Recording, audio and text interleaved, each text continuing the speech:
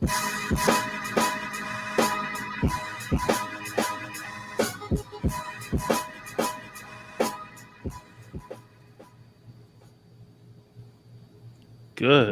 What's happening, y'all? What's up? What's up? What's happening? We live. Let me start out. Make it official. There you go. This is Intelligently Ratchet, episode 151. Me. Don't do no introductions. Got P in the building. Got Candy. Bishop is running late. We are running on CP time, but it's all good. How y'all doing?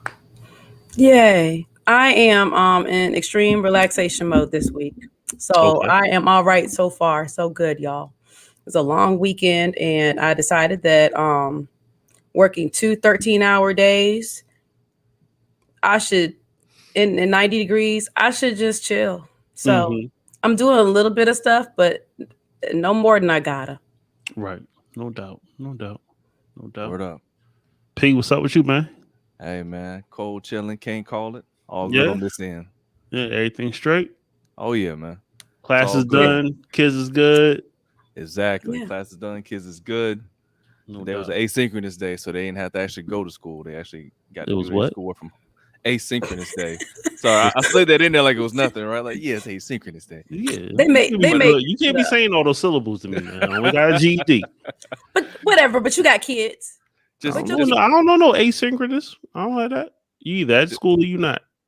Just a fancy way of saying that it's a day that you get to do your schoolwork from home. That's all it really is. Oh, okay. Since they're now back in they're actually in physical school now versus virtual learning.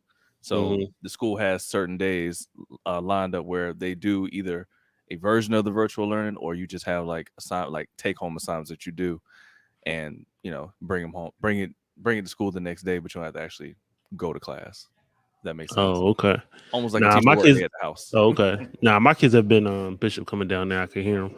My kids have been in virtual the whole time, so I didn't, I never took them out. So it's just been that. Word. Like they came in and Wellness Wednesdays. ELGs, huh? Wellness Wednesdays. Yeah, it's Wellness Wednesday. You always had that. It's the same thing. Oh, okay. Asynchronous, all that crap. What's up, good brother? But we live. Yeah, we've been live. We live. It's just easing on in. Yeah, man. What's going on? All right. Twisted tea. Small talking and shit like that. No, that ain't good. But yeah, so we had that, and it was weird because they had.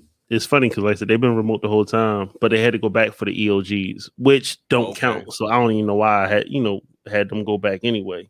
You know what I'm saying? Funding. I mean, I don't know why you did. I agree. I think it's stupid, but they made them take them for funding purposes. Yeah. Well, you said that. What do you mean? You said that take it for funding purposes. What do you mean? Funding. They gotta have their kids there for a certain amount of days for the year in order to get funding for the next school year. Oh, okay. I didn't realize that. And taking and standardized tests, just the way the system has been set up. Like there's different amounts of funding you get based on your students doing well or poorly. Like there's different funding for both ends of that spectrum, right? So they're playing the game, right? Yeah, that's it. Yeah, and it was funny because I got a notification from the school at one of my kids' school that they had a kid with COVID. And I'm like, oh, so we're going back to remote learning for the rest of the week. It's like, it's the last week of school. Right. It's just like, what's the... All right, whatever, y'all. But anyway, this is Intelligently Ratchet. Like I said, 151. Shout out to people that don't know what we got doing. Bishop in the building. We got Katie, got Pierce, me, King Just, Jay, Justin, Specs, whatever you want to call me. It's, I ain't said Mr. Thornton at the bank though. You know what I'm saying? That's the only thing they should call you. Only thing. You know what I'm saying? Or by your OnlyFans site, because that's where all your income is coming in from. You know Lloyd Dexter. Hello, Mr. Dexter.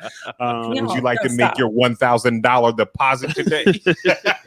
All right, look. As always, y'all, all the Ratchet Tears is coming in. Please make sure that y'all are comment, y'all liking and sharing it to your timeline, whether you're watching on YouTube, Facebook, Twitch, whatever. Yeah, appreciate everybody out there. For coming through today. Bishop, what's going on with you? Man, I just realized that my cool striped shirt looks like a dress of regular ass white tee on the thing. Yeah, you can't see. Man, it's cool. It's cool. You got your tats out. You hear my you know nigga? What I'm saying? You know, you fucking fully vaccinated and shit. You don't full feel on bad vaccinated. no more. So is that why you was late? No, because you had the cool shirt. Because I had the cool. I ironed the shirt. I was like, you know what? This shit match my. Kill him on the shoulder. Well, watch how I do. You see how the greens? I got the greens. I see the shades of gray, boy. Go ahead. Go shake it, Bishop. Go shake it. Go ahead. Nah, man. This is a comfortable ass t-shirt. First of all, I was like, yo, I'm gonna put this shit on. You know what I'm saying? Let me just put the pants on. Because I was gonna come in here with no, you know what I'm saying? I had shorts on earlier or whatever. So I was like, yeah, let me go ahead and put some pants on. You feeling better? Thank you. Yeah, much better. You know what I'm saying? Thank y'all for being Monday night. I missed the meeting and everything like that because I wasn't feeling it. He wasn't feeling I wasn't feeling well. I wasn't feeling well. Can I tell you this? They was like, yeah, the second one's gonna be worse. I was like, all right, whatever. You know what I'm saying? I called it, boom. What made it worse was every injury that I had flared up. Ever in life. Like all my my, you know what I'm saying? So anywhere I jammed, like when I said jam, all my jam fingers, my back hurt. The injection spot from the last shot hurt because I got it in my right arm and then I got it in my left arm this time. So I felt it in both shoulders. You know what I'm saying? Like, yo, my teeth was hurting. You know what I'm saying? Teeth I had removed, they were hurting. You know what I'm saying? It was just like the one time I got punched in the jaw. It all came back. What about the gout in your big toe? My joint right now. Full on gout mode. Yo, what the fuck, y'all? What's up? So did y'all hydrate before you went in to go do this? Who the fuck hydrates? Who hydrates before anything? I do. That's like going to having a citrus class. What you say, P? What was it? Asynchronous. Yeah, that's whatever he said. He knows what that shit is. Don't worry about Justin. But yeah, I was told, I asked before, I said, what do you need? What should you do to prepare? Because I had heard a few different things and I was told to super hydrate before and right after. And that would alleviate some of those issues. And I ain't had no net for nothing. I mean, I bought shit thinking I was gonna have some kind of pain or something. I had food just in case. I couldn't get out the house and nothing. Which one did you get? You got the same one as you? Yeah. The Johnson & Johnson? Yeah. Oh, okay. Nah, I got the Moderna. Yo. Nah, I got Johnson & Johnson. Yo, that's the recall joint. Hey, look. That's you know what? Like I told y'all, you only get one shot to get me. I ain't getting two. Not going. I'm not. I ain't taking no chances. You got one shot. One shot. Look, deal. It's like Eminem. It's like Eminem. You only got one shot deal. You know what I'm saying?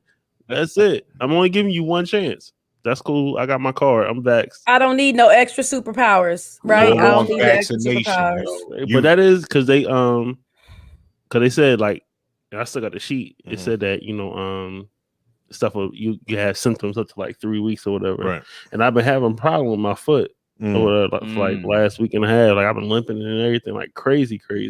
No, I feel back good though. Like I'm back to my normal me. I feel great. Jen, try some. Throw this motherfucker out the window. Believe me. You deserve that, but we love you, but hey, you deserve that maybe. Yeah. Maybe just maybe. He tried. I did my best. On the joking, you know what I'm saying? I got cussed out today. Yeah. What's that? Fussed out by Finn. He was like, "Yo, I'm no longer listening to your videos anymore." Oh yeah, I saw that. I don't listen to him at all. So I'm like, "Yo," I was like, "Why don't you?" He was like, "I'm not," because I was by my son and used colorful language. I'm like, first of all, I guess people forget that I'm a comedian, right? You know what I'm saying? They you guys forget that you know what I'm saying? Some of the shit I say, I just be saying it as to get for the laugh, right? Like I said today, you know what I'm saying about not being. It's fake. It's fake, kind of like fake advice. It's kind of like being a fake like life guru. Okay. So I said, this was what I said. I said, don't be mad at someone else's position in life because you don't know how much dick they suck to get to that position. Wow. And you might not. Did his son ask about sucking dick? Is that what happened? No, he said that that his son would have heard it. So you know what I'm saying? I was like, this because it might take you longer because you're not on a dick sucking route. Right. You know what I'm saying? You're not making no shortcuts. No. When did you start calling your dick a dick and not a penis? How old were you when you started calling your dick a dick and not a penis? I think I was maybe 8. What about you, Phenom? Because dickhead was like we in Philly. You know what I'm saying? Shit. I do not have answer for that one. I don't know when. You don't remember when you started calling your dick a dick and not a penis? I was probably a teenager when I feel like Phenomenal was never called his dick a dick. I think he's still 15. Really? But I don't want to talk about Phenom's penis. So I completely understand. I appreciate that. Talking about it. We're saying when he needs title. Y'all understand my start point. Using dick as dick instead of penis. Mm-hmm. Right. So what we got going on tonight, guys?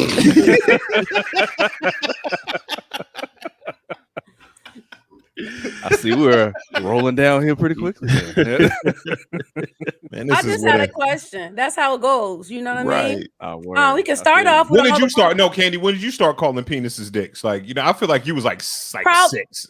Probably when I was second or third grade. Like when you start learning how to cuss. Right. That's pretty much when it was. Yes. There it is.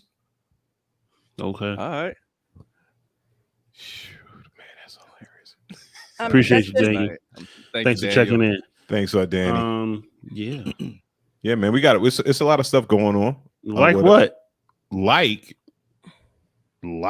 things that should be in the private chat. All right, there it is. Look at those notes, ladies and gentlemen. You know what I'm saying? Y'all are adorable. That's just the ratchet part of the. Yo, shout out to our homeboy, and not friend of the show, Ninth Wonder for getting with Rock Nation's School of Music out there in what school was it in? I read through it and I forgot the school already, but you know what I'm saying?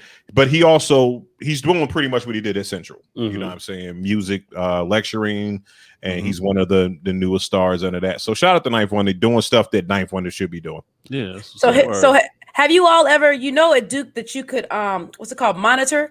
Is that what the word is? When you go to someone's class, you can go and observe their class. You can go sit in on the class. So yeah. So he had it set up. Most universities do though. You can go into a class and essentially just sit in the back and watch what's happening and learn from that situation, that space. You just don't get grades. You don't, and so I know a couple of folks who did that during his and Mark Anthony Neal. I think they co-teach the class. It's like hip hop history, because I think it's through the history department. Right. And I've seen some of the students' work samples. Like they have to go and review or pull apart 36 chambers, like fucking Ready to Die. So it's real hip hop history and digging in to the intention behind the projects and how things are structured. So anytime we have more opportunities to spread that type of information, I think it's really important, especially if we're looking at the fact that, an unfortunate fact, I'm noticing a trend of 50-ish year old Black men dying. Mm-hmm.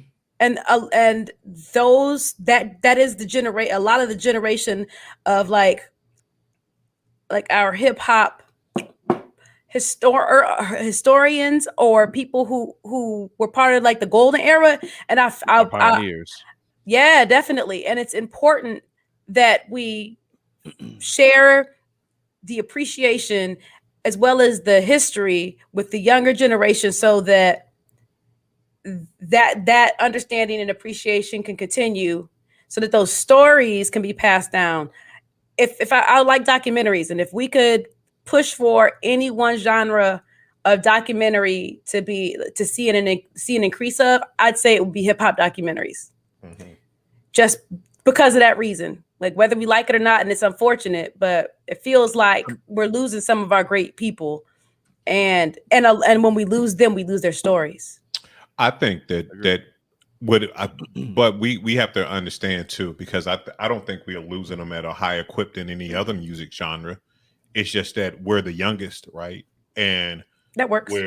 where jazz, R&B has always had 50-year-olds. You know what I mean? Like rock and roll has always had 80-year-olds playing and all that stuff. This is a norm. Now we're just starting to get our elder statesmen, and it seems like it's like panic because oh no, like we lost such and such, But if we look at our counterparts in any other music genre, yeah, like it's like it happens to them also.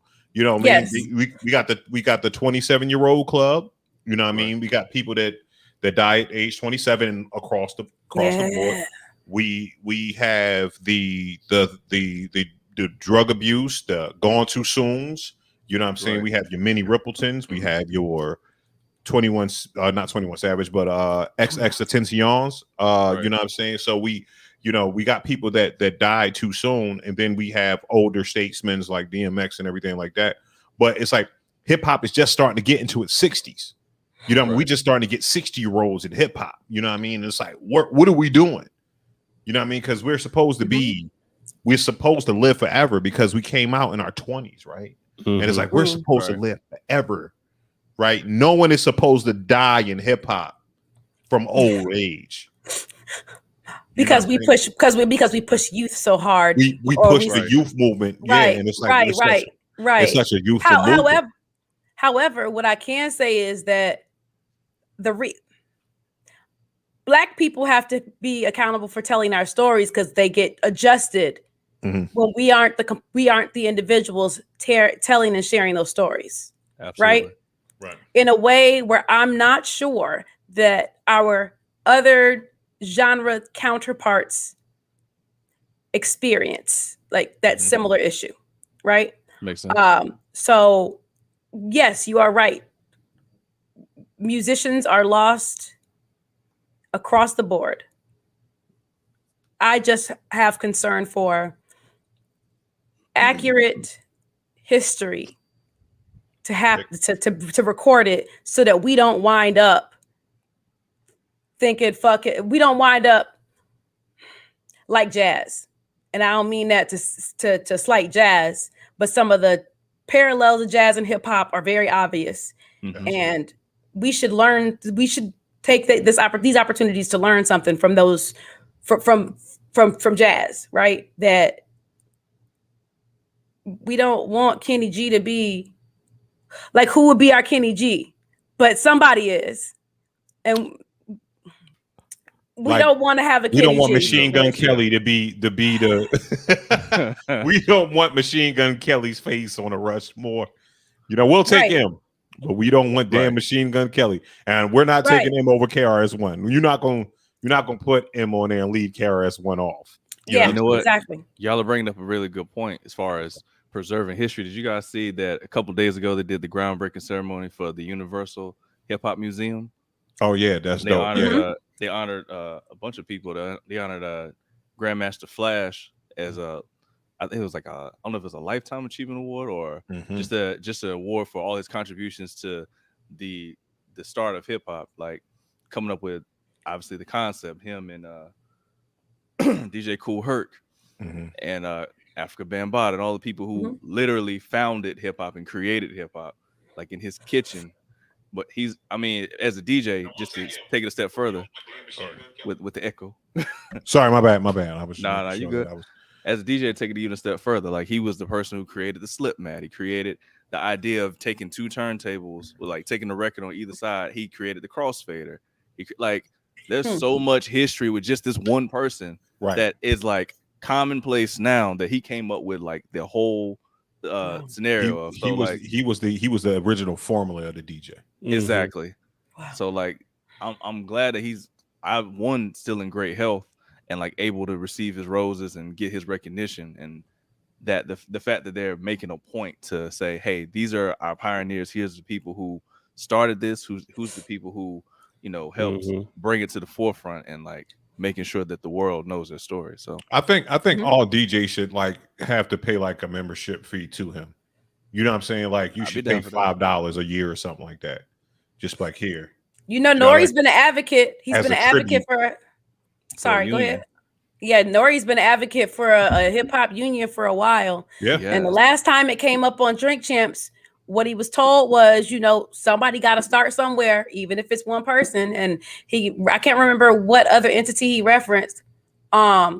I think he referenced SAG, and Charlie. I think Charlie Chaplin was the first SAG member. Oh, so you got to start somewhere. Yeah, you got to start somewhere, and that's what he was told. So is SAG a union? Yes, actors. Yes. Oh, okay. So they actually. Okay. So they advocate. So like when you get your SAG card, right? So if you get hired on set, and they have to pay you a certain minimum, so it doesn't matter what your role is. For this role, they have to make sure they pay you that minimum. They can't pay you below that. So if that's $1,000 for your scene or whatever in the major moment, that's what you get. If you're an extra or you don't have any lines and stuff like that. Okay. So they can't pay me coming in, you know what I'm saying? Because I'm the, you know what I'm saying, the man, Bishop Omega, come through. And that's right. Like, you know what I'm saying? Hey, I get $1,500. And then like since we got paid we got to pay Bishop $1,500, we're gonna give just 20. But you know what I'm saying? We both getting blown up in the scene and shit. You know what I'm saying? So yeah. So it's that, different. There are different like other benefits. And so, like I said, Nori's been advocating for this for a while. So that it'll be interesting to see how that moves forward. I'm hopeful that it does in some capacity. Because as much as we want to pretend like hip hop is just for the youth or just a young person's game, there are plenty of folks making good music that are not 22 years old, right? Yeah. And Bishop, I know that you're helping with the Beats and Bars Festival that's coming forth. Yes, and that you're doing something that pushes that narrative forward around MCs that aren't 22, that are grown ass men, right? Right. Yeah. I mean, no, and this is actually for just MC skill set, right? It's called 16 is not enough, right? And it's about like 16 bars is pretty much just not enough for you to get off. And it comes from a place where like where I grew, when we grew up in hip hop, is like where you had to have a certain skill level.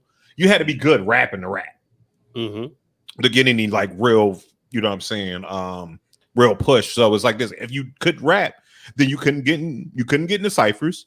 If you couldn't get in this, you were never remembered outside of the ciphers. Then you couldn't get shows because people didn't want to listen to your music because your ear to the street was in social media. So you had to learn how to have certain skills, and off of things like the Duel on the Iron Mics, that Sam's is where I gleaned a lot of this from. Was like it was just not a place where you get more props if you knew how to freestyle. And they would do stuff like go in your pocket or whatever, right? And while I'm on stage and the beat is rocking, you go in your pocket and you pull out a pair of keys, and I got to rap about the keys. And then someone else pulls out a lighter, and you got to rap about the lighter. Or then you go into a place where someone calls out a word, and as you're rhyming, you got to put the word inside of your rhyme. Bubblegum.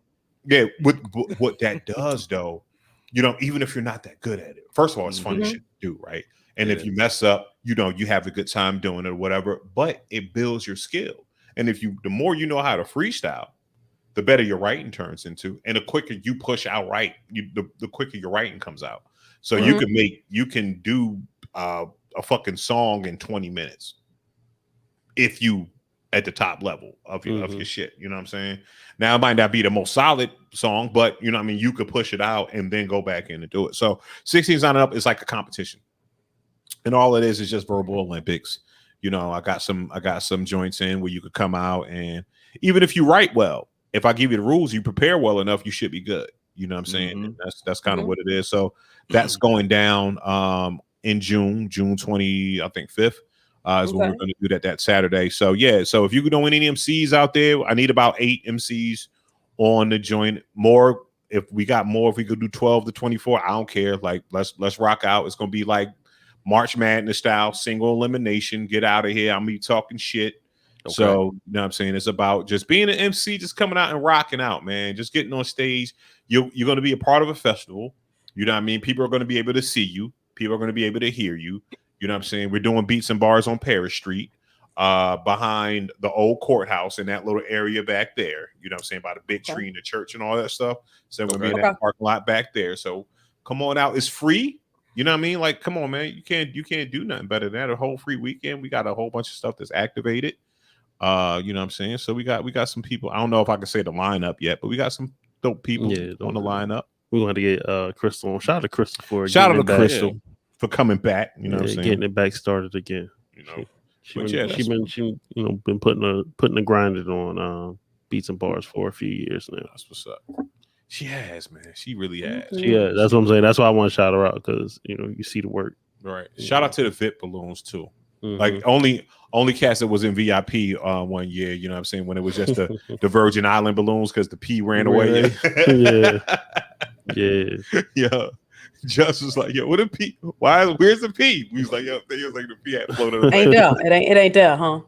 Sorry, that was dope, man. But that piece of bars was dope. Yeah, that's when Kazi brought out Lights Go Down and Sahada Prince was there. Yeah, Sahada Prince. Yeah, yep. What was the other dude? Nick Grant. Nick Grant was there. Yeah. Nick Grant was there. So yeah, I ain't heard nothing from him. I ain't been checking for him either, but I ain't. Yeah, Nick Grant was the shit for a minute, man. For a hot second. What happened to Nick Grant, P? I don't know. I ain't heard nothing from him lately. You and Nick Grant kind of look alike a little bit. Nah. And like Vince Staples, I ain't heard nothing. Vince Staples, there's been a couple of artists that I thought it was like, all right, yeah, they got some potential. I'm gonna hear something from them, but I ain't heard nothing from them. But Vince came in and did his thing. He was like, yo, I'm gonna tell the truth, and I'm out. Basically, give me. I liked him more for his interviews than for his music. So yeah, his interviews was good. He was brilliant. He's a brilliant person. Yeah. I think I did. Yeah. I'll agree with that for sure. He's a person that just can talk. You know what I'm saying? Right. Yeah. Yeah, he's interesting to listen to. I remember watching him on Jesus and Mural. And yeah, definitely like back. I don't even remember who they was with when they still had the bear with the Timberlands on back then. That was early Jesus, yeah. I remember watching Jesus and Mural when they was talking about going to college or selling crack. And they didn't even like they had this weird background. It was before the bear with the Timberlands even. This was when it was the Bodega Boys. Yeah, man. Oh man, that was good. That was good laughing. Woo! That was good laughing. I'd be sitting downstairs painting, fucking up sometimes, laughing my ass off, y'all. I think it's important to laugh. Laughing is better than arguing. Yeah, it is. For some reason, Kwame don't know that shit. Fuck that, man. I'm here for everything Kwame Brown, boy. Yo, Kwame Brown is my spirit animal, man. That was a hidden segue. Go ahead. I like that. But I'm saying I like Kwame Brown. Yeah, because what it is, it's like he's one of those cats where he's like, yo, yeah, I might be talking shit, but this is the reason why I'm talking shit. And he's one of those cats where he don't bother nobody, right? Right. And it's like low. I don't bother anybody. It's like Just. Like if Just wants, or P Nominal, I'll say that. It's like P Nominal. P Nominal's assassin. He just sits back and takes all the shit. Yeah. Yep. Pretty much. Everything. It's all silences too. That's why I was making that noise. There you go. P. No, he just turned the music up and shit, and you don't even hear it. Motherfuckers be dancing. He cries in the inside. Yep, exactly. And all of a sudden there's a motherfucker down in the corner. Right. It's like, you don't know what happened. The lady just screams. That's how you know. Right. That's how it goes. But yeah, when he was talking, when Charlemagne tried, I remember listening to Charlemagne say, leave him alone because this and this and this and this and this. I was like, don't nobody want all their family shit aired like that, yo. Exactly. It's like, what the entire fuck, yo? What the fuck? I was thinking the same thing. Charlemagne say? What did he say? Yeah, I ain't hear it either, but I know.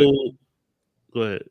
No, I was about to say he put his pops, so Kwame, not just his daddy, and basically his whole family's business on blast. He was like, the dad killed a man and this, that, and the third. Like he was just going down the whole rabbit hole. Like here's your entire rap sheet of both your brothers. You it was like, why? Like, it didn't make any sense. It's like if I say, yo, leave Just alone. Yo, Just caught like 8 bodies over in Iraq, and I remember when this one dude tested him, and he and just go down to like, you don't want nobody to know all that stuff. I mean, right. Don't run my resume for me. Right. And it was his whole family. It was good intentions, bad execution. Exactly. Yeah. I agree. He meant well. He was trying to defend him and say, y'all leave that man alone. He hey, y'all really don't want nothing with it. Let this man live his life. Right. I don't know that. But because it was so close, in proximity to where he grew up, he knew more. He had a different kind of access to information about his family. Right. So he's like, but it was just, he meant, he even said, he was like, I meant well, like I was trying to come to the defense of the brother. Right.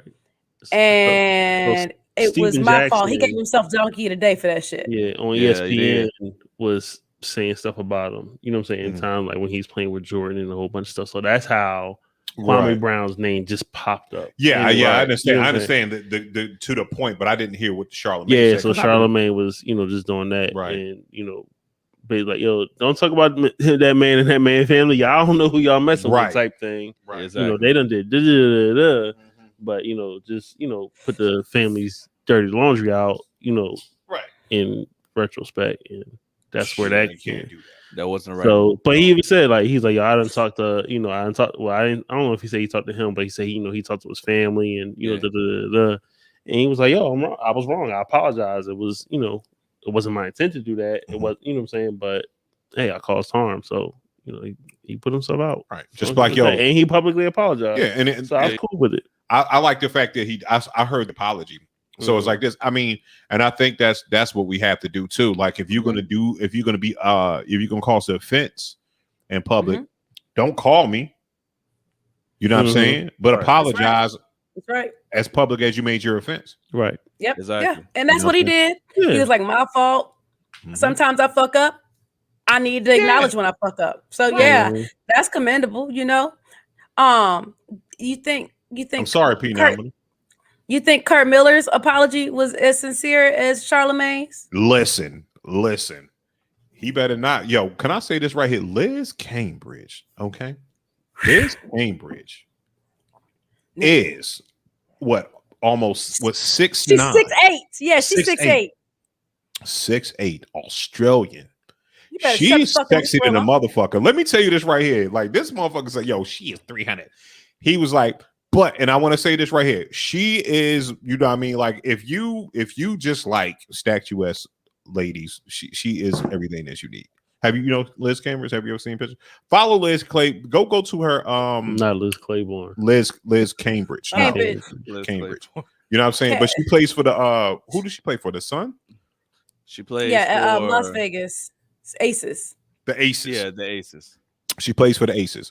And she's a dope. Her whole situation is dope. But the coach of the Sun, the Connecticut Sun, in the WNBA, was complaining about her having a call, and he was like, "Man, call the foul. She's like 300 pounds."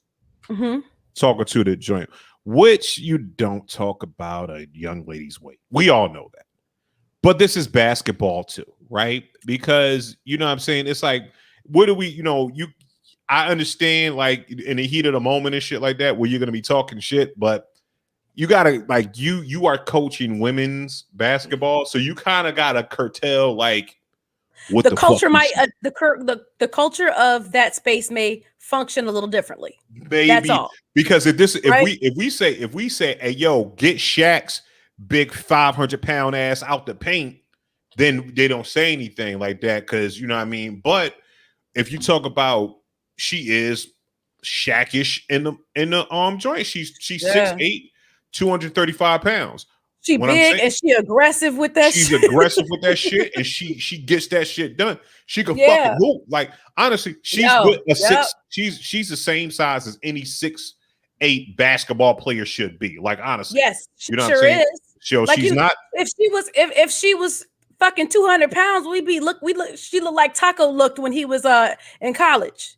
Remember how that nigga was just a big black licorice pole, like the motherfucker. Mind you, me calling somebody black is a compliment, so don't get it twisted.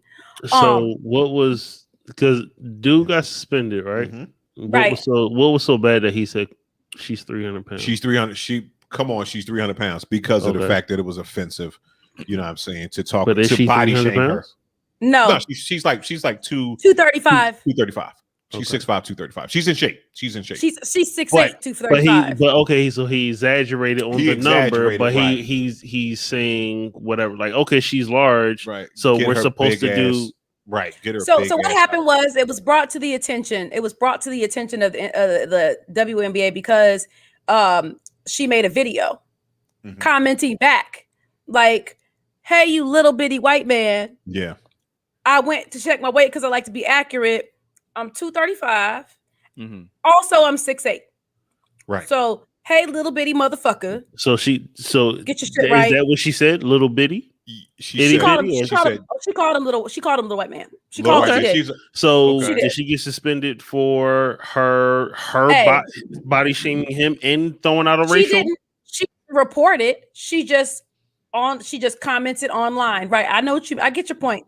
She commented. She didn't report it. What she did was she commented online, and I guess they felt like the organization felt like they needed to respond, and that was their response.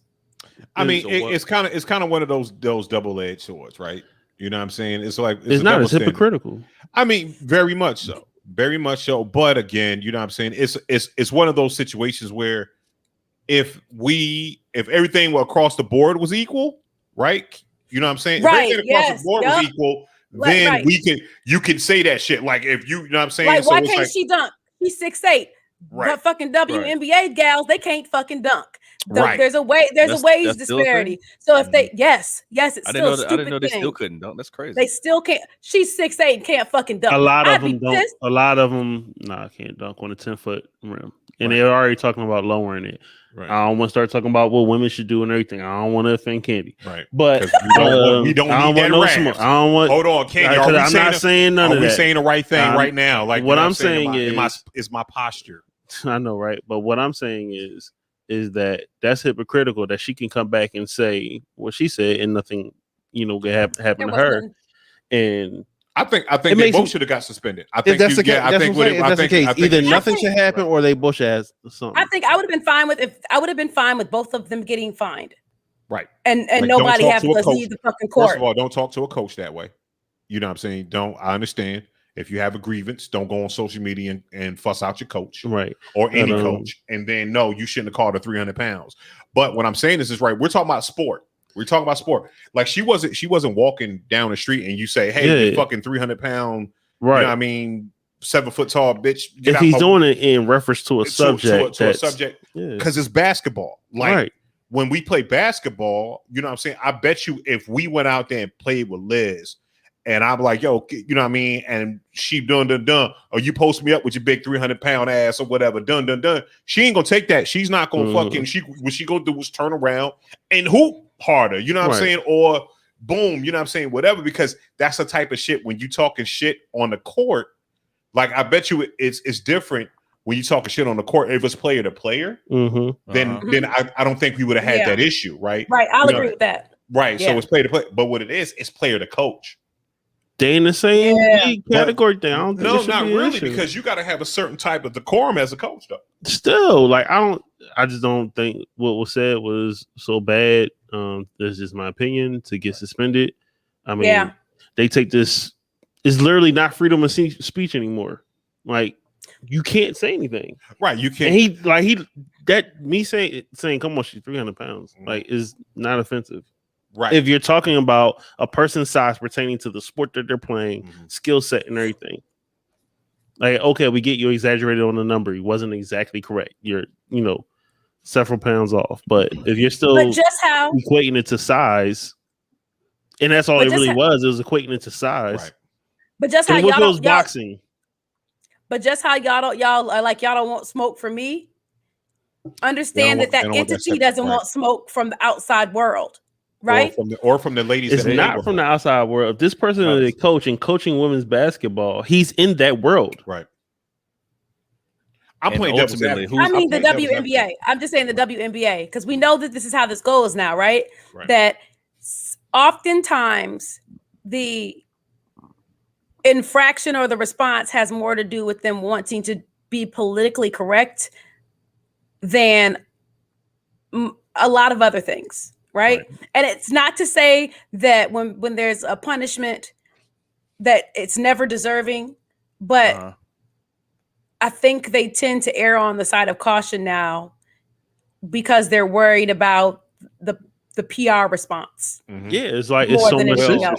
Because if you're worried, if you're trying to be politically correct, and he's saying politely, well, dang, she's like 300 pounds. He ain't call her a fat slob. No, he ain't call her a bitch. He just said whatever it is. What's pertaining to dunking, like, yeah, she's not gonna be able to dunk. She's like 300 pounds. No, you know what I'm saying? Like, he was arguing with he didn't like they weren't getting any calls, right, or whatever. And he was arguing. So she's fouling. So he whatever the call was, either she fouled her player or you know what I mean, whatever. You know how big, you know what I'm saying, when you got a center or something like that, how they play bully ball. So they probably play bully ball, and you know what I'm saying, like, come on, give me the call. She's like 300 pounds because the ref is like, you know what it is. The ref probably was like, man, she playing ball, but she like 300 pounds. You know what I mean, and probably trying to get the call from the ref. Or she like 300 pounds, meaning she's knocking over his players. She's knocking over my players. Right. Boom, this motherfucking behemoth. Yeah. You know what I'm saying? Right. He ain't say nothing like yo. Right. You know, she's like, come on, man. She's like 300 pounds. Or whatever. So PC censorship is. But it's getting to the point where it's referee, bullshit. if you call the call. Call the call. It don't matter how big somebody is, call the fucking call. There it is. It don't matter that, you know what I'm saying? A foul is a foul. Call the call. Yeah. Speaking of that, how are Sixers doing? We good. We straight. I don't know what I've been doing. I've been usually tuned in at least by the playoffs. At least. It's just a strange season. It's a strange season. And I don't know what the fuck I've been doing.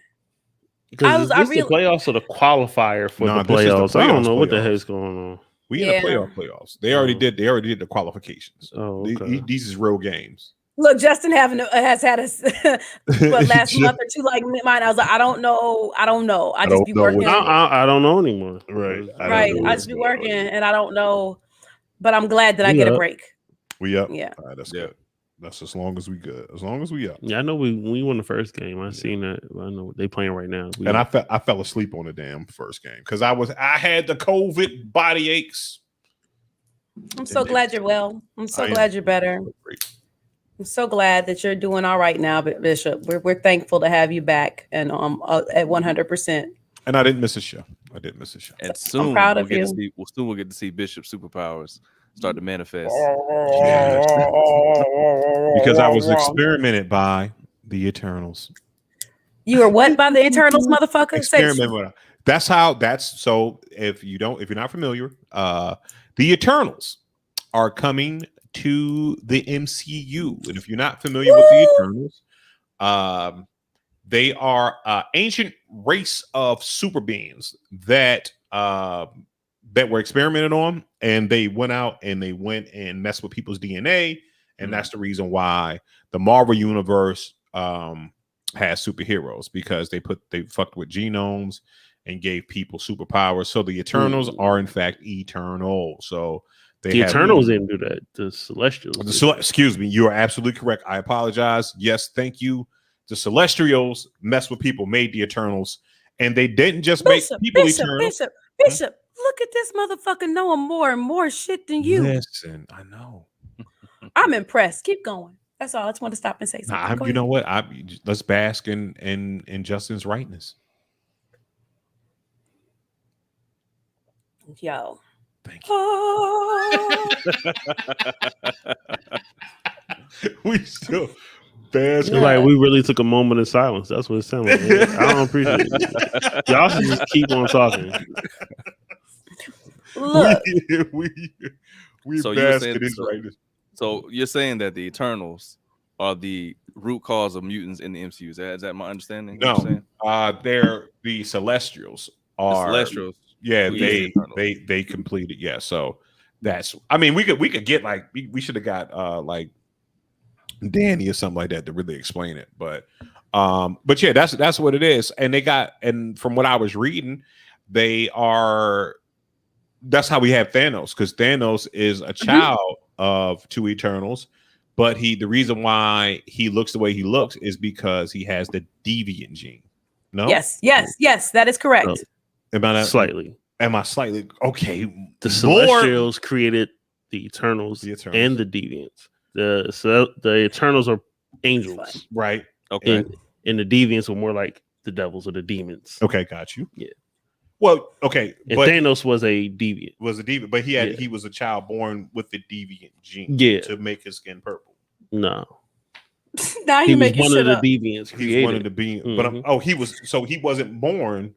Because I seen some shit on I go into the YouTube rabbit hole. Yeah, me too. Yeah, me too. I look at Rockstar. Yeah. Okay. Yeah, so new Rockstar. I do top 10 nerd and some comic historian or whatever. Yeah.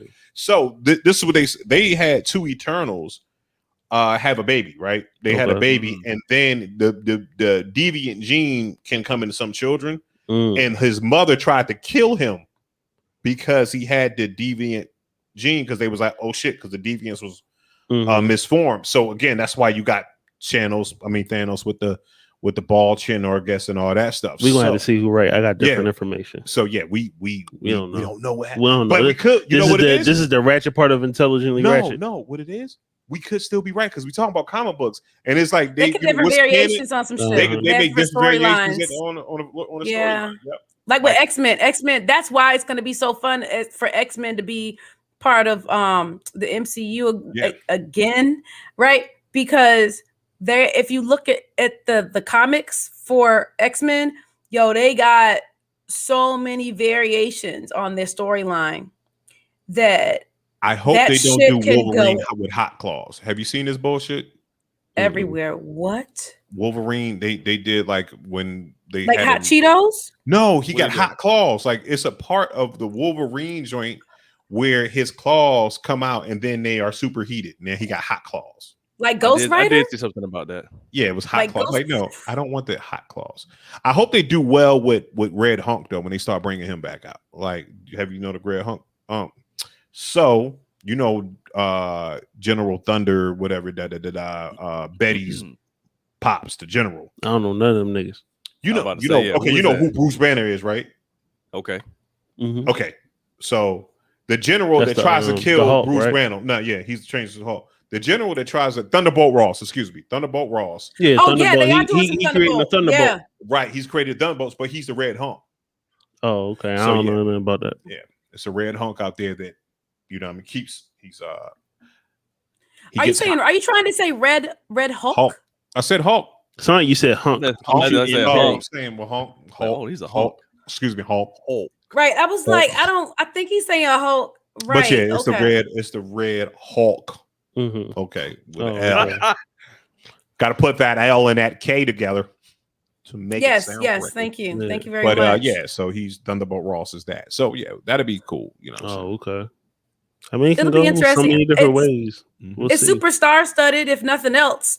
They got everybody. They fucking line that motherfucker with well-known folks, which makes sense because now since like Jolie. Yep. Homeboy from ATL. Yeah, he is winning. You know he's from Fayetteville. This nigga is winning. That's awesome. He is winning. Yeah, he's been in Godzilla. He's been in ATL. Yeah. I love it. Artemis. No, Artemis. Artemis. I like Waikiki and Hotel Artemis because he's got one of the best because I like villain lines. He has one of the best villain lines I've ever heard. He said to him, "I'm really trying hard to keep myself to myself." Like, and if y'all have never seen that, Waikiki is an assassin. Yeah. So when that mug said, "I'm trying very hard to keep myself to myself," because if I let myself upon you, it's about to be over for you. That it's gonna be over for you. Can you imagine that? Yo, tell that to your kids.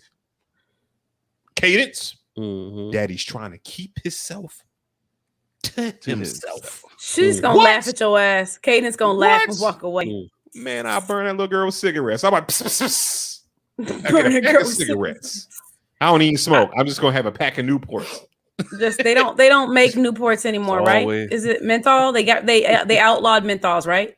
Why? Why did they outlaw menthol? Because they realized that it was. I have to go back and look it up so I can use the right wording.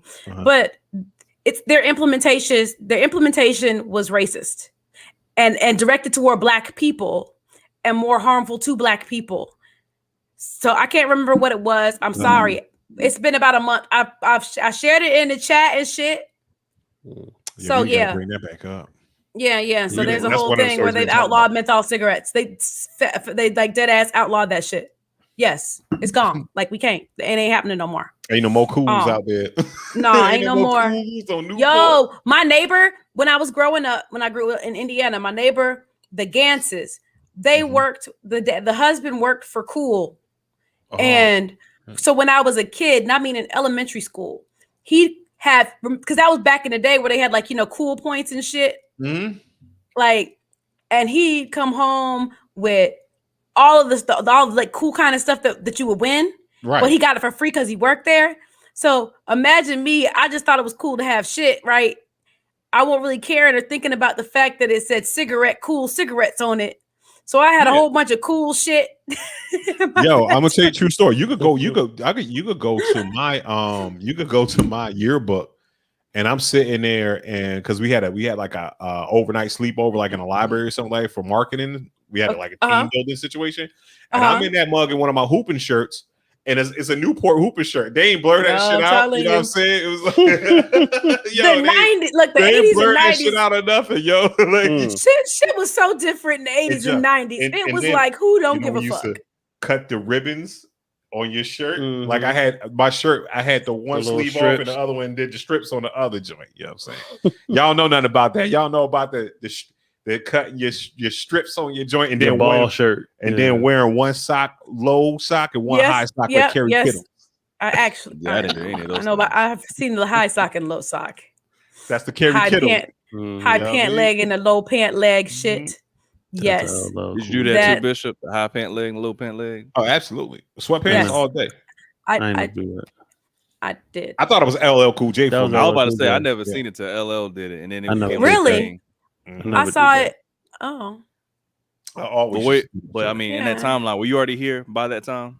Nah, I was doing it L was doing it when I was still in Philly. Like, you know what I'm saying? Like he was doing it for like L, that was his joint. Like when in the house was on. Right. Yeah. I don't remember knowing. I remember LL Cool J doing it, but like Vice Lords and Gangsta Disciples, it was like left and right. So things that were on the left side. Right. Yeah, right. So that's how, and when I first saw it was it kind of was like a reflection of who you was down really with. Had gangs like, but they did back in the day, but they ain't. It was more like blocks. Yeah. Chicago had gangs. Yeah, we understand that. So like JBM, so because we were an hour away, you think that it wouldn't matter, but it still trickled into fucking Indiana. Yeah, of course, because y'all right there. Y'all right there. It's like, you know what I'm saying? Like it'd have been hard like back when we was growing up for like a Crip dude to just like, yo, we Crips in Philly. They're like, man, the fuck out of here. Right. Wrong. Exactly. Dickhead. Get out of here, pussy. We ain't, you know what I'm saying? We Muslim over here. Yeah, exactly. That's what exactly. Y'all would have called them dickheads. Y'all would have called the Crips dickheads. Get out here, dickhead. I think I heard Philly niggas say dickhead. So that's all I'm saying. Pussy, yeah. You know what I'm saying? Look, and this wouldn't be the excuse. Because they Muslim, they can't join gangs. It'd be a cat like with a kufi on. He's selling as much crack as gang members. He just got the 3/4 t-shirt on and a nightgown joint or whatever. That's right. That's right. The scarf on. Like, get the fuck out of here, pussy. You know? Like, yo, you always selling the same crack I'm selling. Why don't you join up with us? Let's just get together. Right. Sell it together. You shot three niggas. Yeah, it's just more on like what block you want. Mm-hmm. You know what I'm saying? Okay. Like you just shot 5 niggas on 46th Street. Like Allegheny all day, B. Yeah, so I remember seeing the pant leg there before I seen it anywhere else. And y'all, interesting. Talking about, I don't have a transition, so this is life. We don't need to transition all the time. Just go to what she's doing. Simone motherfucking Biles out here in these streets kicking ass, y'all, so heavy that they had to adjust and create new rules to even the playing field for the other female competitors. So they woke Chamberlain on her. They did, you know, that's why they started doing goaltending. Because of Wilt Chamberlain. Because he would, like, you couldn't score if you didn't allow him to do it. Like before they had goaltending, he was just, I'm gonna take everything away. Yeah. So the move that she executed during the competition this week has never been executed by a woman in the history of Olympics. It's always been men, and it's very difficult, even for men. It's just very difficult because of the physics of how you have to move off the vault. And it technically, they said it should have been scored at a difficulty level of 10, but they snatched it down to like a 6 or 6 point something. Because she's so much better than everybody. There's no way that if they put the difficulty level where it actually functions, that the other motherfuckers just won't come. They just wouldn't come to compete, y'all. They just wouldn't come because there'd be no point. And she did the shit. She did the shit 3 times during the competition. 3 times, which is extreme considering she's the first woman to ever do it. And it's even harder. It's even a harder or more challenging move for men in competition. And she did 3 times, three fucking times. So they adjusted the scale of difficulty. She's still out here winning. They're going to have to make up some new names for some new moves by her. And her uniform on the back of that motherfucker. Y'all see what was on the back of her uniform? Sure did not. I see, because I just seen the joint when she was doing a practice joint. When she did that shit on the practice. I ain't see nothing about nothing. Yo, so it's a flip. Know, but it's like a flip within a flip. Hold on, Bishop. I won't. You didn't answer my question, so I couldn't respond. We gonna get there. I didn't see that. No, what did her jersey say? On the back of her uniform, she had a goat. Talk that shit, Simone. Talk that shit, yeah. Like, yo, but now, like, if you see the joint, it's like all that shit is difficult to me because I can't flip worth shit. Like, I could do a round off. My round off game used to be like great. Round off, boom. Can't do a back flip. Can't do a front flip. Cartwheel like a son bitch. But boy, my round off game was crazy. But yeah, when you see this flip, it's like, yo, that shit, because she keeps spinning. It's like, and there's nowhere for her to when you play Contra, that Contra flip. Like when you get up there and you do that shit and you try to get to the you got to do it's like it's a Contra flip. It looked like the Contra flip. Okay, that's all I can explain it. It's like you get. She was in a ball. She was like Sonic the Hedgehog. Like, yeah. So, here it is. Yo, just about to look at it. Y'all talk. I'm just about to look at it. So yes, congratulations to her for not only. Oh, you pulled the goat up. Yeah. Look at that. She was like, I'm gonna stun on you niggas. And they mentioned it during the competition. Like, did you catch the what she had on the back of her uniform? And they were like, there's a goat. Well, that's because that's exactly what she is. That was the commentary behind it. So that shit's hilarious that like they all know what they're watching happen. And I think it's pretty awesome. Greatness. She knows that the level of difficulty should have been set higher. She knows that technically it's not fair, but she's like, I'm gonna get out there and still do it. Right. Plus, she understands that it also pushes the sport forward. Right. Exactly. And I guess, it's their the entity that judges, it's their right to adjust the scoring. I think it's bullshit. But right, it's there. But she understands that it's their right. She knows that it's bullshit. But right, because she's trying to push it forward. Right? Does this feel like this to you? Tiger Woods. Does this feel like Tiger Woods? Yeah. Does this feel like Serena and Venus? Oh, definitely. Does this feel like where it's like this? Where oh shit, they come in there and they're destroying this sport. Now everybody else has to catch back up. And then let it do this right here, because the only thing about tennis and golf with Tiger was they didn't adjust anything. They didn't make with Tiger, they didn't make tougher courses. Yeah, there you go. You know what I'm saying? But you know what I mean? And I will say Wilt Chamberlain, they brought in, they like only basketball, and this has like new rules because Lou Alcindor, which is Kareem Abdul-Jabbar, for a while in the NCAA, you could not dunk. They wouldn't allow players to dunk. Yeah, I remember that. Yeah, because of him, because it was just not fair to everybody else. No one else can dunk. Because dunking used to be considered like some thug street ball shit. Mm-hmm. It wasn't appropriate for the collegiate level athlete, right? But yes, so congratulations to Simone for stunting on these hoes for sure, and pushing her sport forward. Do you think it was Mary Lou Retton? If Mary Lou Retton did something like that, would they still adjust the rules? I don't know, and that's a good question.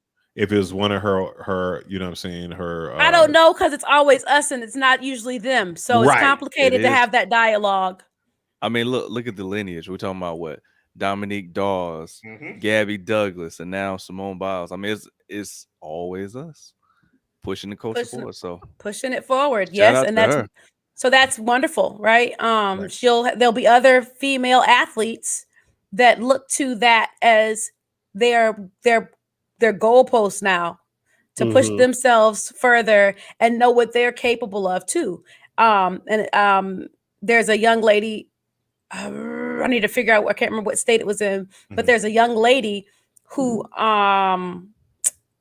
a high school student who did but Simone has a move named after her. That's kind of how it happens. If you do the thing first or best, they name it after you. So there's a move called the Biles, and there's a young lady in high school that didn't start doing gymnastics training until she was 10, which is late as fuck. You start when you're 3. Yeah. And she's doing shit Simone Biles, like named after Simone Biles. So that's crazy, man. And it's crazy how gymnastics changes like little girls' bodies and stuff like that too. Because you know what I mean, when they do gymnastics start so early, they don't grow. Justin said, "Look at you, Justin." No. I was just listening. Yeah, no. It's actually like it's proven that they don't. Right. That's why they so little, because when you're doing the flips and stuff like that, they don't grow. That's why they always so teeny. There's more to it than that, but yeah. Right. We'll go with that. Right. That's what I'm saying. I just like. There's more science to it. Yeah, it's more science to it. But I'm saying just due to the whole gymnastics-y situation, unless they just find small babies? They're like, Bishop. We're gonna let the shit slide. Give me this little baby. And because we're talking about pushing the culture forward, I think that we need to talk about Nicole Hannah-Jones and the situation at UNC. Oh, that's some bullshit. So she was initially provided. She's highly accredited. She went through the entire tenure process, which is a extensive process. It's not like you take a test and you go home. It's not like you fill out an application and you submit it. Your colleagues are involved in multiple hours of engagement and reviewing, and there's letters of recommendation. There's a whole process that she had to go through that they accepted and allowed for the assumed forward movement, and it still didn't happen. It looks as though it was because they made it clear that it was because of the 1619 Project, which advocates for our history books to readjust how we're teaching about slavery and the history of America. And folks don't like that. It's really uncomfortable for mainly generally white people to have a dialogue or conversation around slavery. And so instead of having difficult feelings, they want to either pretend like it's not happening, avoid it, or nix anyone who pushes for it too hard. Exactly. Now, I don't know if they anticipated this, because it feels like they should have, right? It feels like they should have anticipated the pushback, of course, by the students, right? By alumni, by the community, by the public at large, by Black people, right? All the motherfucking groups. They should have anticipated that this was an issue. However, I can say that I was close to someone whose family member has had to sue UNC multiple times for tenure issues. Okay. So this is not a first thing. This is something, and this has 10 and 20 years apart ago. So this is not a first. It's unfortunate, and they were Black too. Just so if you weren't sure. So they have a history of this type of behavior. Right. And am I correct in is that she is not the only person that has gotten her tenure in the same, like there have been other people that have gotten their tenure that followed the same path that she was. It's like she's nothing is different. Nothing is different from anything that she's doing than other people that got tenure during that time. Then, besides the fact she's a Black woman, like at the end of the day, like they would have, like everybody else, like the article that I read was like, everybody thought she just had it. Like if they talking about her peers and all that stuff, they was like, yeah, I mean, Bob did it last week. Susan did it a few years ago. Yeah. Right. They did the same shit and they just went the night chair. And she was given the night chair position. And when I say night, I don't mean sleep time. I mean, like it's spelled like Knight Rider.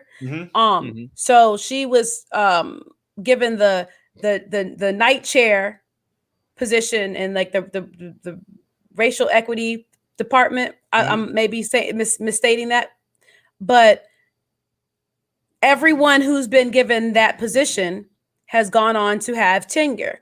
And instead of giving her tenure, they offered her a 5-year contract for $180,000 a year, right?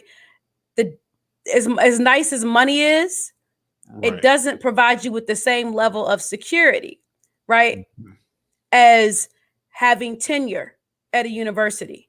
And in recent years, they've shied away from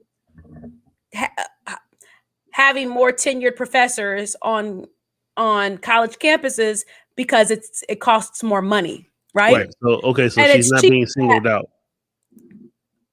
Oh no, definitely. Oh yeah. On this, but this is right. But I'm just saying. I'm like my apologies. I'll stop because I'm giving a broader. I was trying to just share a broader like level of information about it, but no, she's definitely being picked on and at UNC.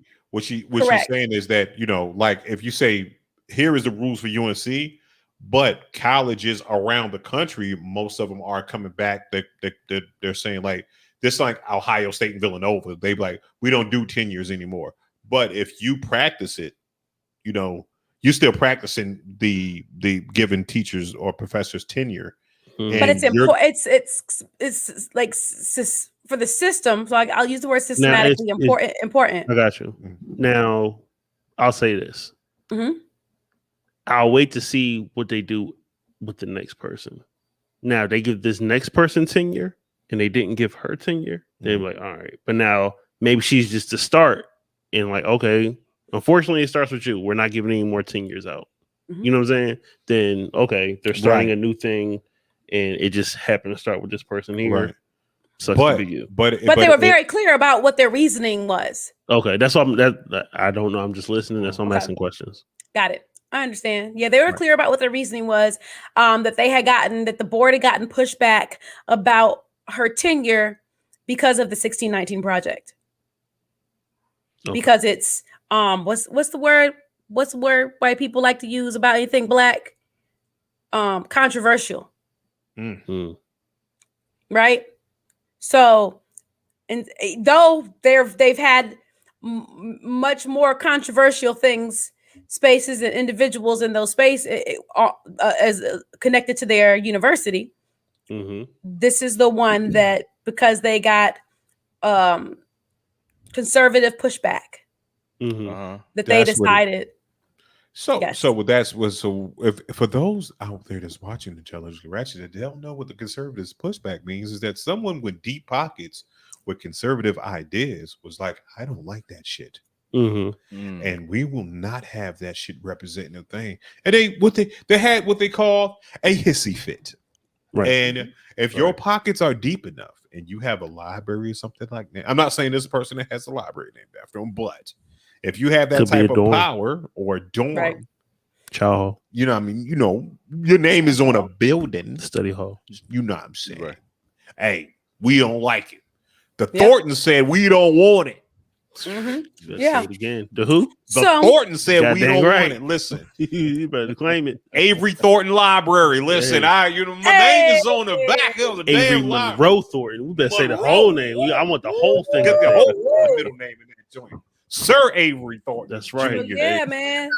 That is Supreme Court Justice Avery Monroe Thornton. Astronaut. Hallway. The whole thing. Whole thing.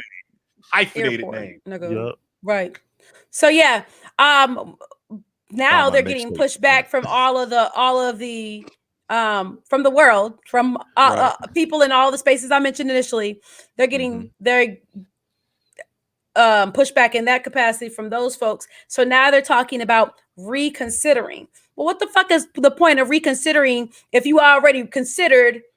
Because the thing is, right? Because the tenure process, it's not like you have one meeting and you decide on this person. It is an extensive process that the other faculty members are involved in, and to go through this process.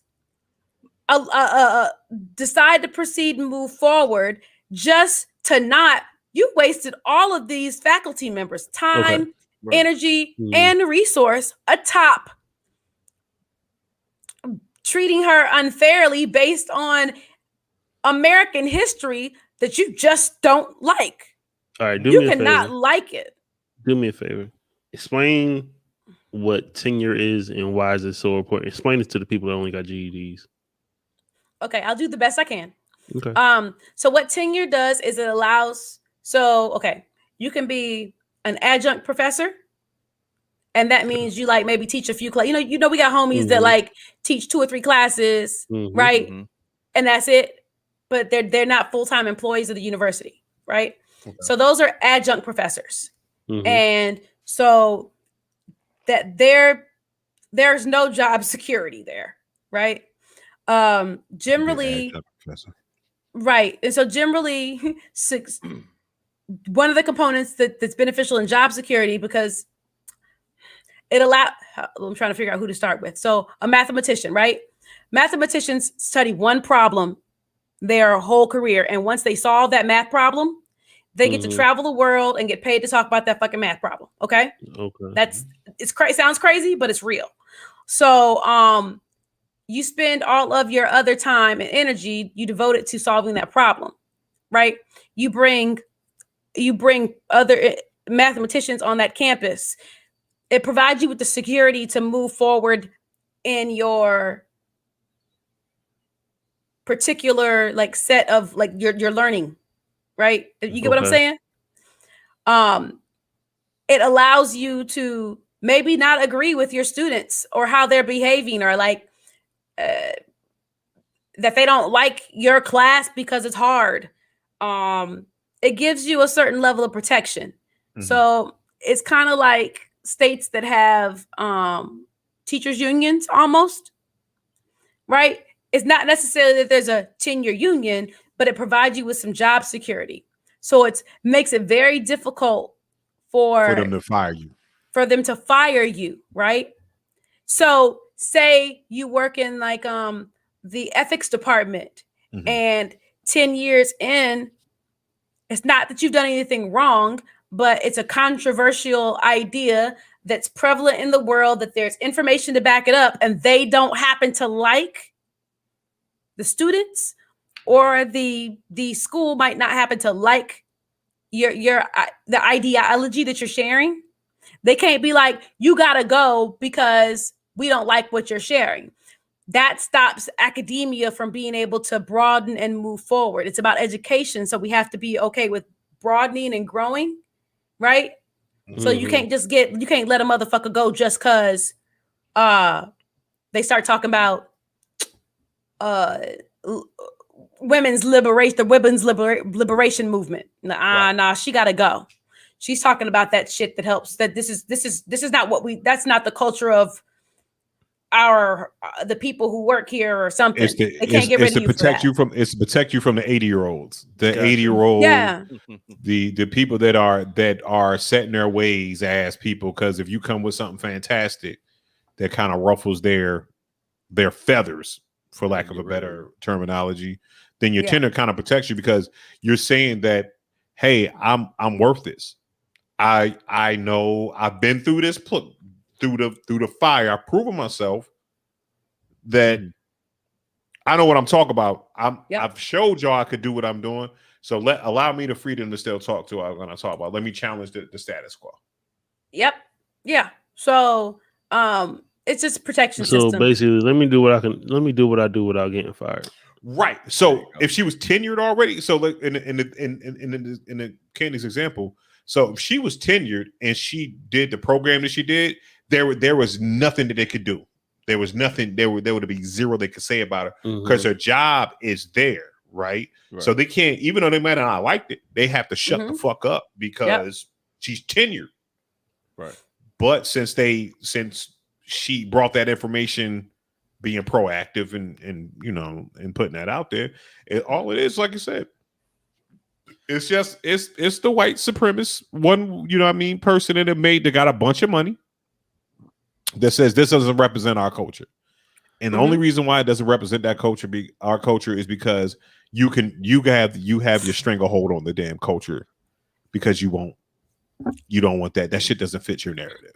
So I've got a question. Right. Uh-huh. In regards to her tenure. Now, the 1619 project came out like a year, maybe 2 years ago? Right. I think 2019. Okay, so 2019. So why is it affecting her tenure in the now? Like, is it one of those things where she couldn't be tenured before now? Or it's just one of those things that it just like there's a timeline and a process for working at a university. You don't get tenured the first year you're there. That's just not how it goes. I think it's 4 to 7. I can't remember the amount of years, but there's a timeline for tenure. Mm-hmm. There's a process and a timeline for how it gets offered, executed, and put into place or whatever. Mm-hmm. Right. Okay. So, and again, she's like she's of like a highly decorated fucking like Genius Grant Award winner. She has all the accolades for them to move this forward, to back her shit up. They just don't like all this damn spewing, making white people feel bad about slavery. Gotcha. I got you. Right. Yeah. So, and I'm saying it's like this, and what we have to, and speaking of that, I was just thinking about that the other day. It's like, when it comes to the reparation talks and all that stuff, it's like, we don't want you to feel bad about it because you didn't have any control over it. we're talking. We're not talking. See, this is where like, woe is me shit gets involved because we're talking about America, right? We're talking about white supremacist America, right? What's is ingrained inside of America. Because when I say, hey, I want my reparations, I'm not talking to my white co-workers. I don't want money out of your pocket because we work together. I'm not asking you to take me. I'm not asking you to pay more in taxes to pay me reparations. It's not your fault. I'm saying I want it from America. The same place that me and you both live that allowed this shit to go on. And who's it going to come from then? That's going to come from America. Right. Now, however America figures that shit out, it's on them. It's going to come from your coworkers. So guess it's going to come out your own pocket. Guess too. what? Tell him, Justin. But guess what I'm saying is this right here. But taxation, bro. I understand. No. All that. But hold on. America has gold reserves. America has a whole fucking front print. However America wants to do it, pay the people. I want to see just face when we finish this. Go ahead. What I'm saying is this right here. I mean, of course, you know what I'm saying? Like, if you want to do the right thing, fuck it. Just, like, do this here. Here it is. Hold on. Because we might not have to tax the people. Just tax all the corporations, the $1 trillion corporations that benefit from slavery. So, boom. So the bottom line of Charles Schwab and America Cotton and, you know what I'm saying, General Mills. Citibank. Citibank and all the Wall Street. South Carolina rice. All that shit that they benefited from. 5% of your profits go to the motherfucking. They got, like, America got slush funds, my nigga. Like, at the end of the day, it's just money sitting on top of money. Y'all can dip. Y'all can dip into that shit. You know what I'm saying? They don't have to fuck around with joint. But what you're looking just for, the tip, and then we can get it. Right. But based on your example, Bishop, that would insinuate that they agree with the premise that they owe people something. Like, why? Not even that they owe, that they be willing, or that the government, that America owes, right? Yeah, black people, but they do. Like, we all know, we know this, but it's them admitting. But right, it's them. But I'm saying it's America admitting it, right? I'm not saying I'm saying our government.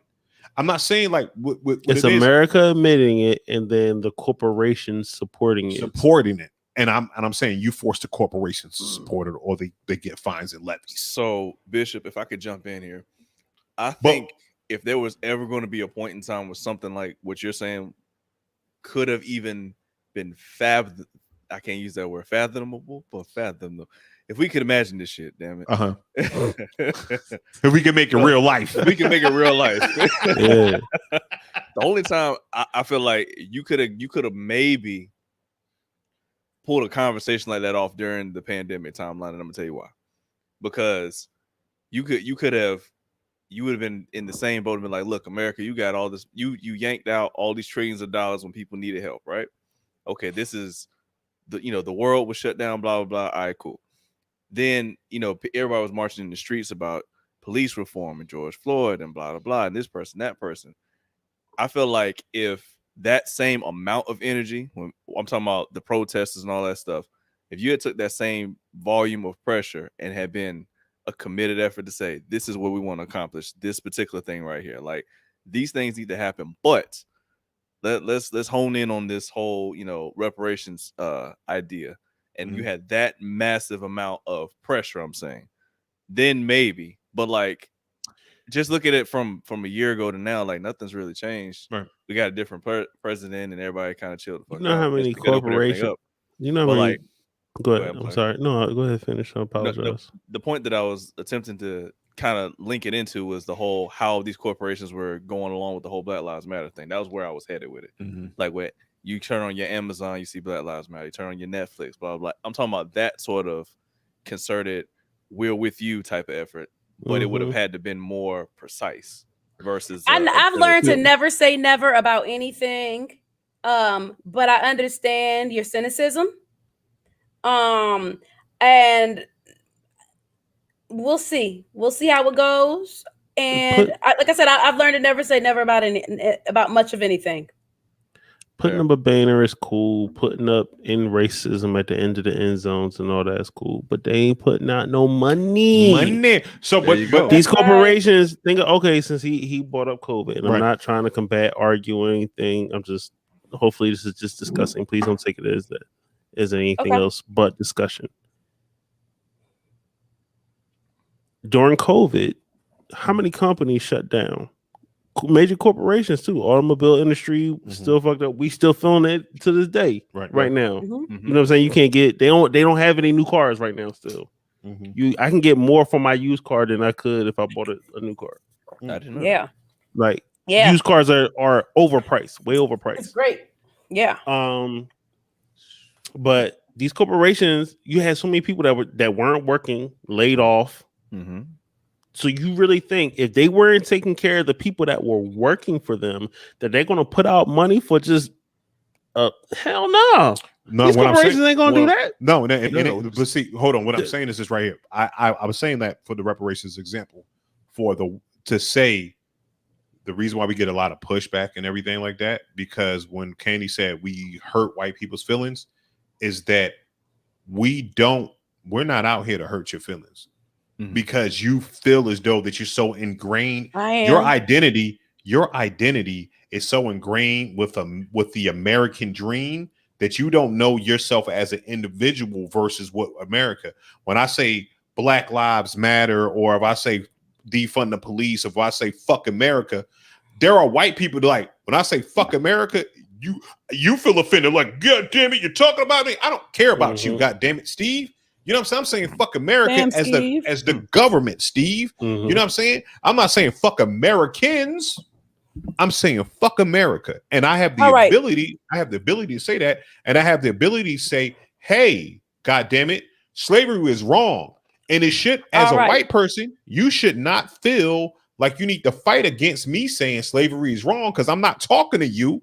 I'm talking to the government that allowed that shit to happen, that allowed the suppression of the evils that happened to these people. And then that's what I'm saying. So that's what I'm getting into. So the rabbit hole, we did a great rabbit hole. Yeah, we can continue on with the rabbit hole. We did a great that's what I'm saying. Hole. That's the podcast. That's why I'm going with it. That's why I'm going with the actual. I got you.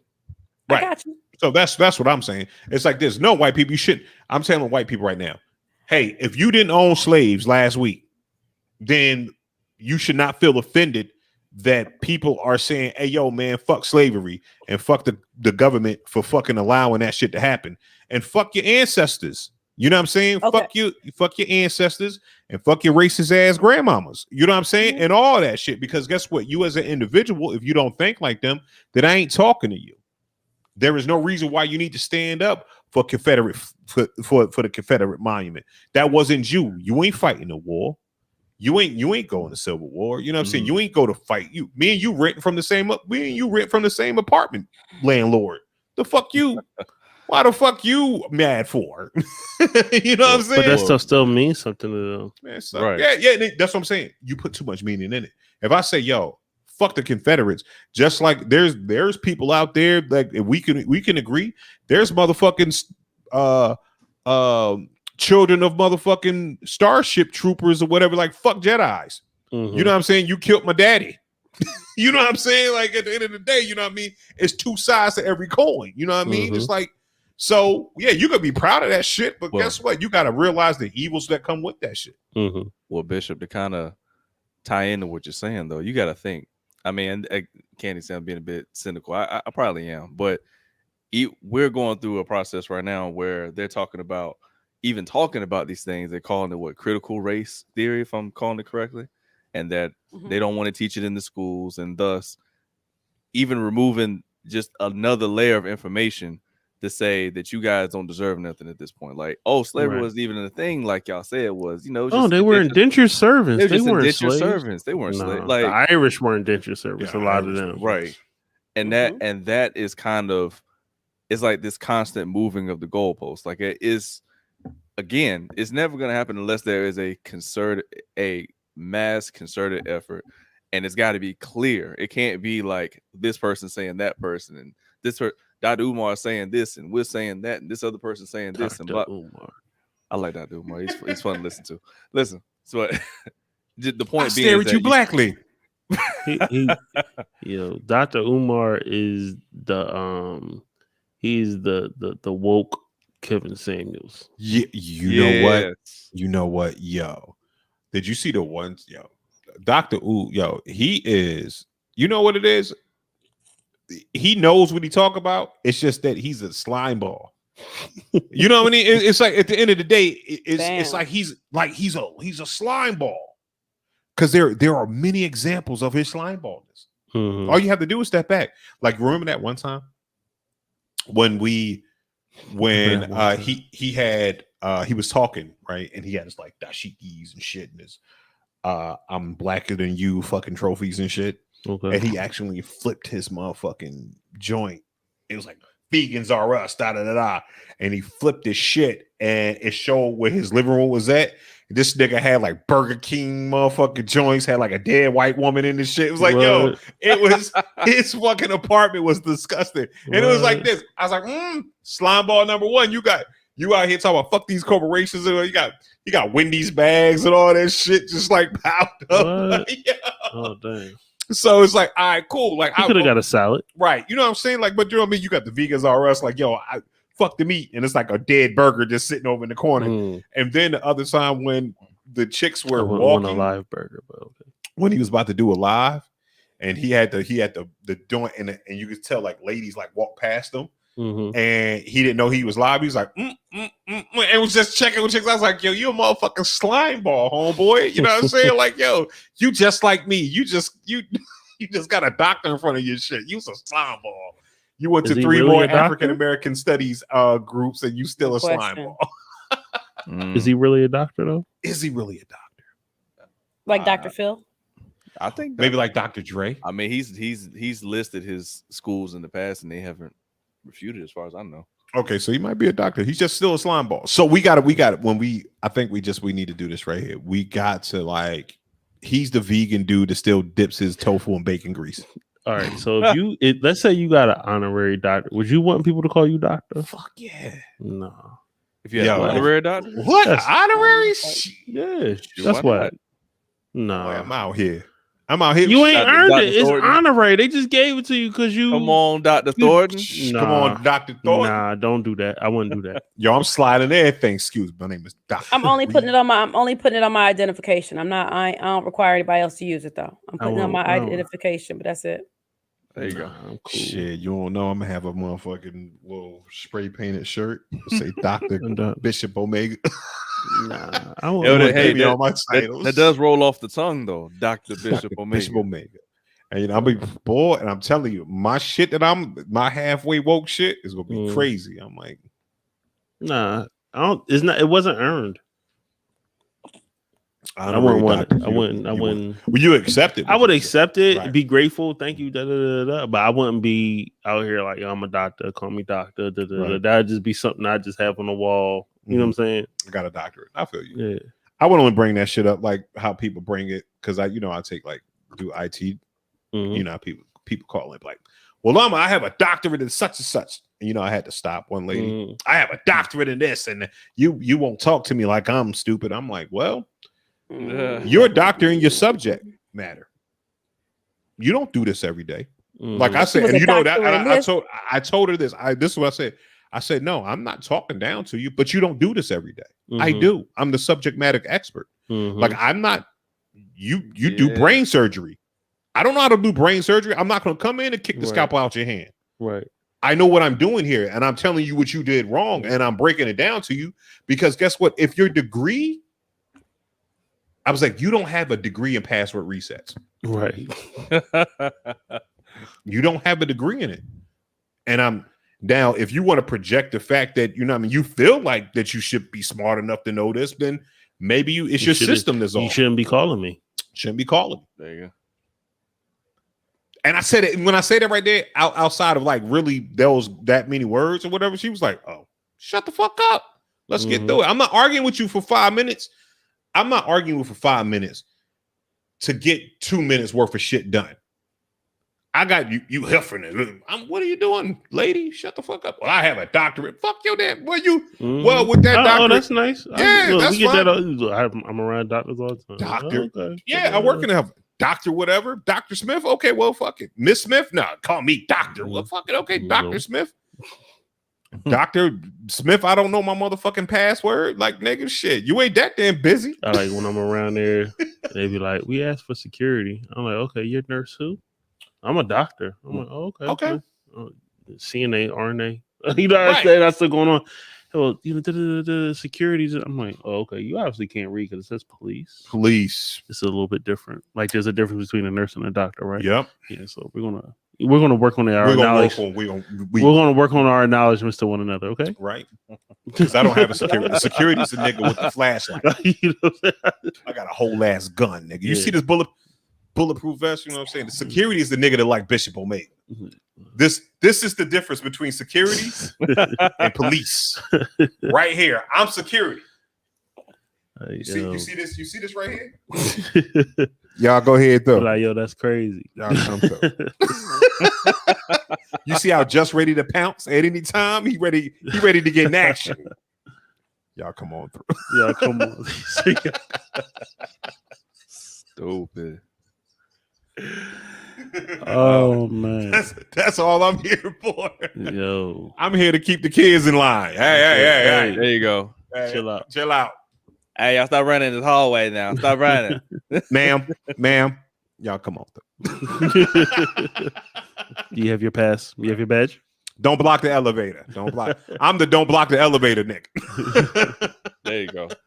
Don't make me call someone. Justin, come down this motherfucking fuck these niggas. That's hilarious. I'm the shit. I'm the dude that motherfucking that all the jobs that too small for Justin to do. That's what I do. I go and pick up gum wrappers and shit.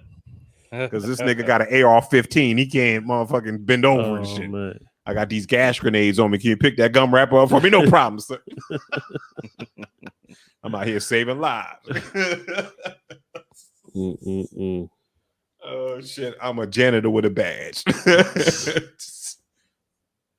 Y'all come through. But yeah, man, like, yeah, I people like, yeah. So I feel what you're saying with the doctor shit. Yeah, you know I don't do it. I won't be disrespectful to the people that actually earn their doctorates. Couldn't do it.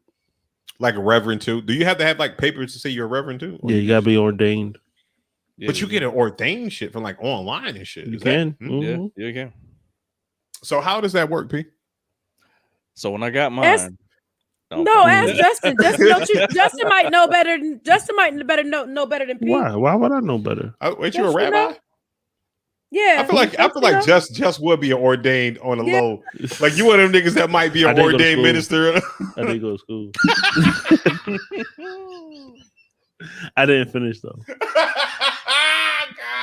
darn it. Yeah. See, that's what I'm saying. Just will be the cast. He's like, yeah, you know what I mean. Some of my homeboys want to get married. I was like, all right, I'll go check it out. You know Look, how money and weddings. Yo, let me ask you this, B. Yes, so how is it like does it get really into it and like no, I was going like for real. Like, I was you was about to be a monk and shit. Yeah, I was out there.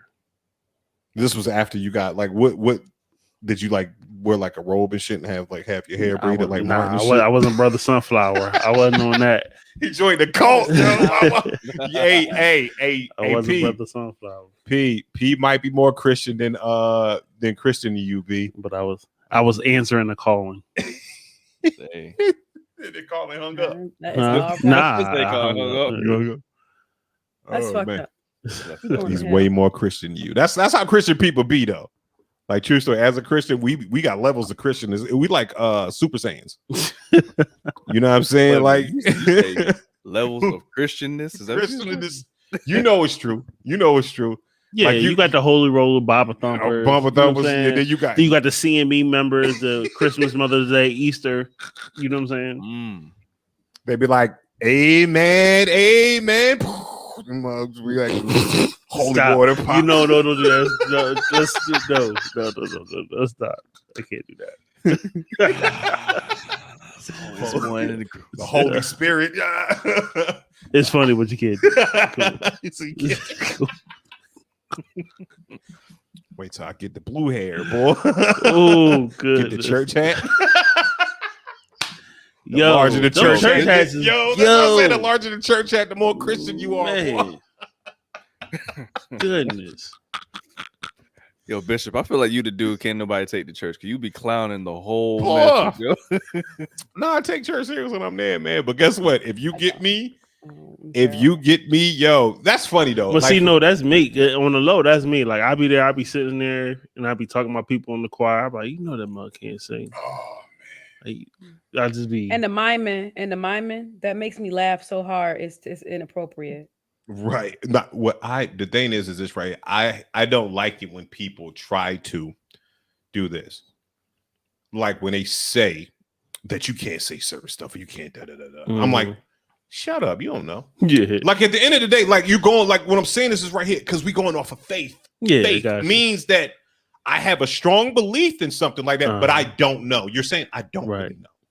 So when you do this right here, when you can't say, if you can't take in new ideas because you're closed off, then that's the people I'm talking about. I'm not talking about people that are fluent. You know what I'm saying? That are like, that can take in new ideas and see if it works for them and maybe evolve it. Because I'm the type of person that thinks that if God looks at us and says, then they say, hey, here's religion. At the end of the day, I think he says you guys are doing it wrong. I think you guys are doing it wrong because if you there, you know what I mean, when we talk about how we go to service to, you know what I'm saying, to our Lord and Savior or whoever your higher power is, Savior. You go in, you go out here. That's what I'm saying. There you go. You know what I mean? My Lord and sometimes it's Savior. Sometimes it's Savior. You know what I'm saying? You can't tell me how I'm supposed to say it. But it's like this. But at the end of the day, we might be doing it wrong. Because when you could tell me that I can kill you because you don't practice or you don't go to the same altar or the same building that I go to, then that's inherently wrong.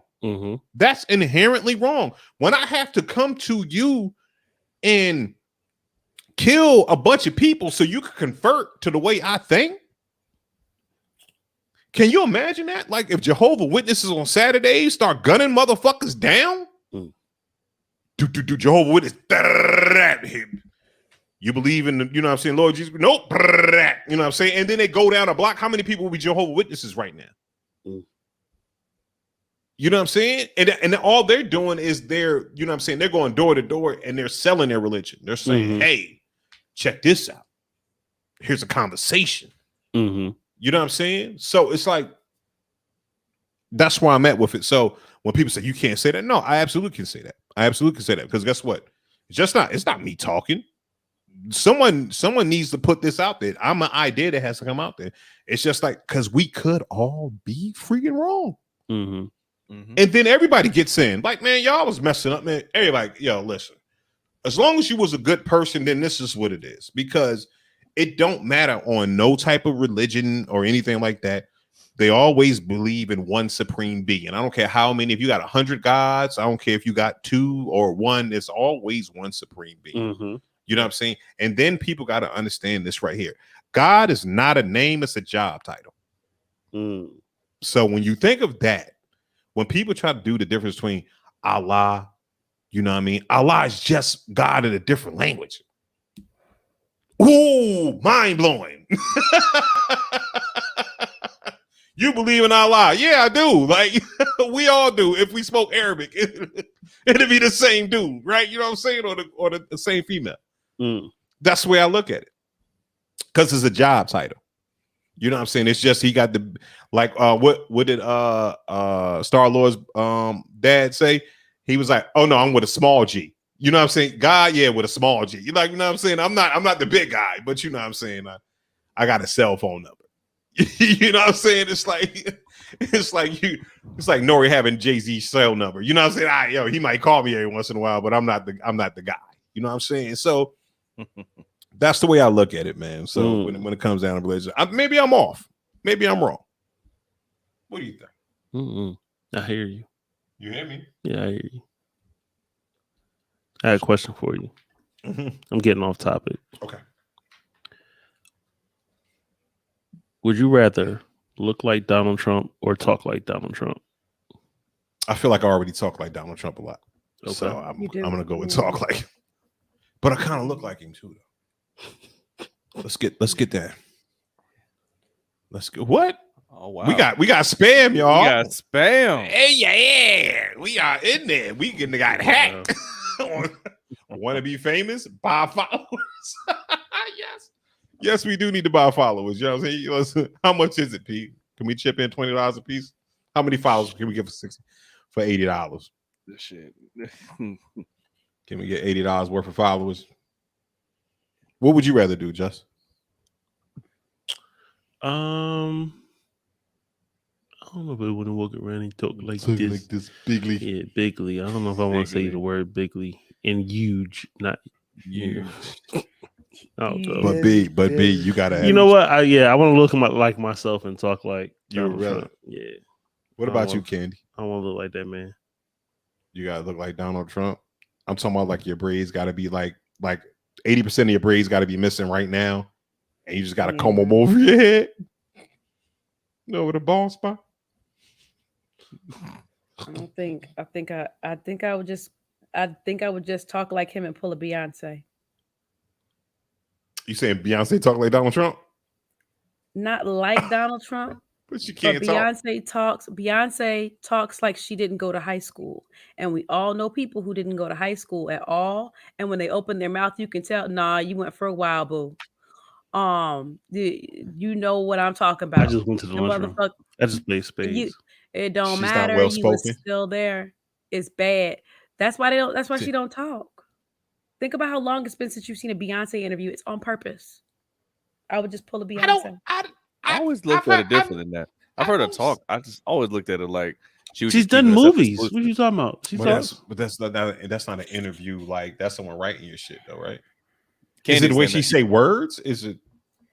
Yeah, the way she don't say words. So yeah, I just pull up. She don't. I gotta go see a Beyonce. Remember the letter she wrote? Remember the letter she wrote to Michelle Obama, and they pulled it off the internet real fast because it had lots of grammatical errors, and she talks like it's just what it is. Oh no, y'all not gonna do that grammar Nazi shit. It doesn't mean whatever. It doesn't mean that she's not a talented human.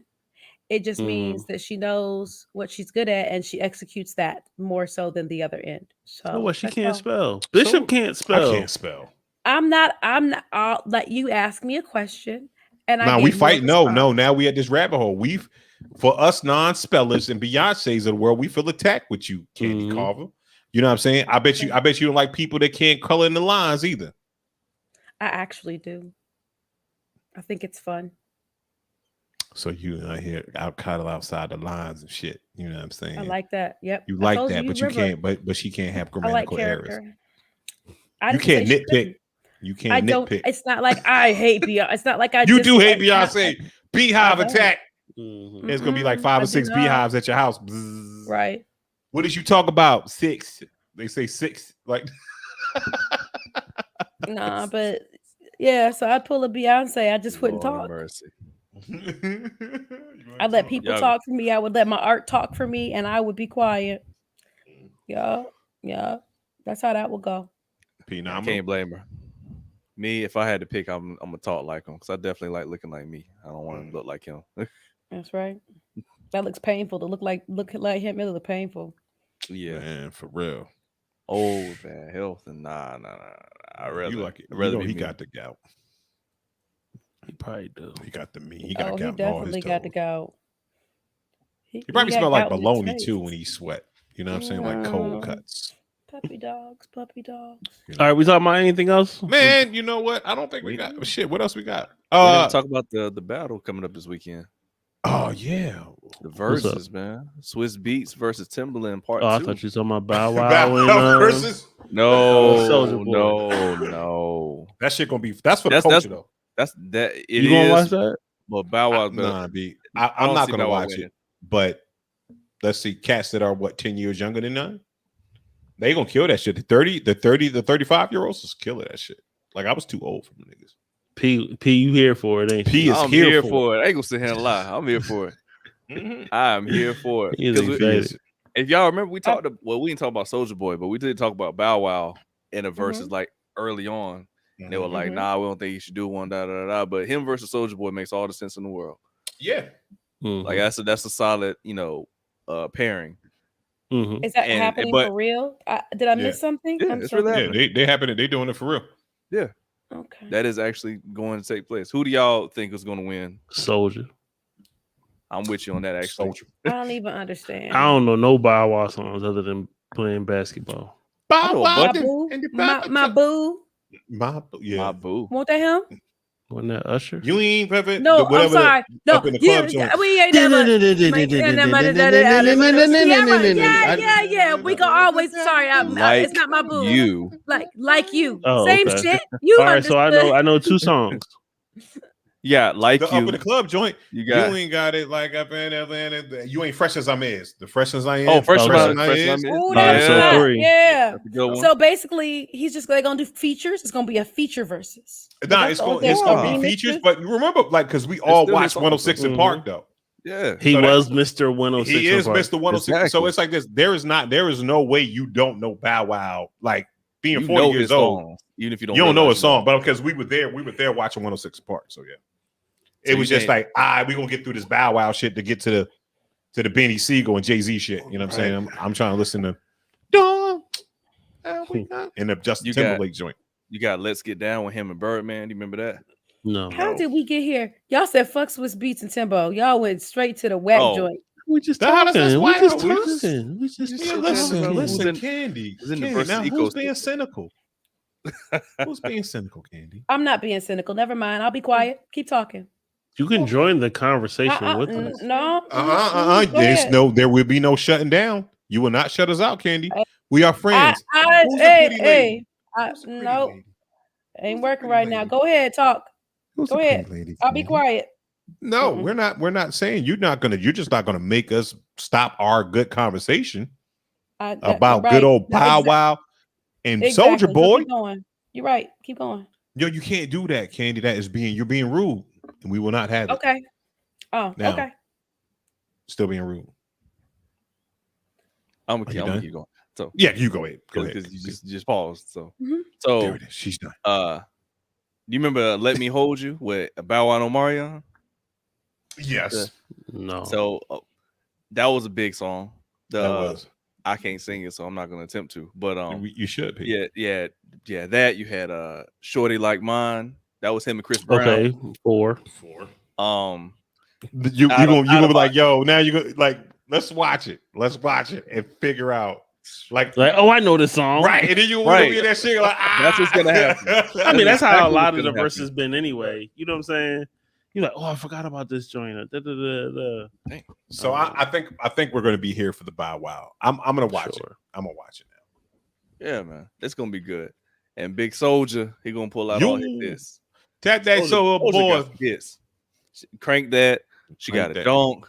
I mean, it depends on how big of a Soulja Boy fan you are. Like, if you was in the LimeWire timeline downloading music, YouTube, you know a lot more Soulja Boy songs than you think you do. Mm-hmm. You got Booty Meat, Bird Walk, Booty Meat, yep. Booty Meat, yep. Yeah. Shoot. Yo, his titles are Pretty Boy Swag. Pretty this boy right here. Pretty Boy Swag. Pretty Boy Swag. Yeah, he wants, radio. It's the radio. These niggas made songs like 16-year-olds. It was like, well, you name what you gonna name the song, Justin? Booty Meat. Yeah. And you know it's like 11 of them in the you name that motherfucker Booty Meat. She gonna be hot. Yo, Bow Wow, Soulja Boy's got hits, and then he produced some hits like VIC. Yep, he did all his early joints. Yeah, that was all him just doing the beat. Yeah, so like he's got plenty. He was straight YouTube MySpace. Word up. Soulja Boy killed that shit. Like I'm saying, Soulja Boy needs to go down in history for being the ringtone, bringing in the ringtone. Oh yeah, he did bring in that whole ringtone. He made money. Yeah, he made so much money. You know what I'm saying? And like, if cats think Soulja Boy broke. Not at all. Not at all. He's nowhere near it. because most of y'all don't realize Soulja Boy spent most of his career independent. Like, so he owns all that stuff. Like, you think, yeah, when they play Crank, that's him. That's him. So you hear you, when you hear you, beep, beep, boop, doop, yeah, exactly. Like, in my piggy bank. Another one. Yeah. But yeah, I'm there for it. But that Swiss Beats, the Swiss Beats and Timberland joint, man. That's how it started too. Exactly. That's how the Versus joint started. Right. It was just between the two of them, just on live, and they was just doing some shit. It just went from there. But that shit is gonna be crazy. So let me ask. So yeah, I'd be interested to see now. Who do you think between Swiss and Timbaland? Who would you put your money on? Who would you think would come out victorious? See, Candy. You go ahead.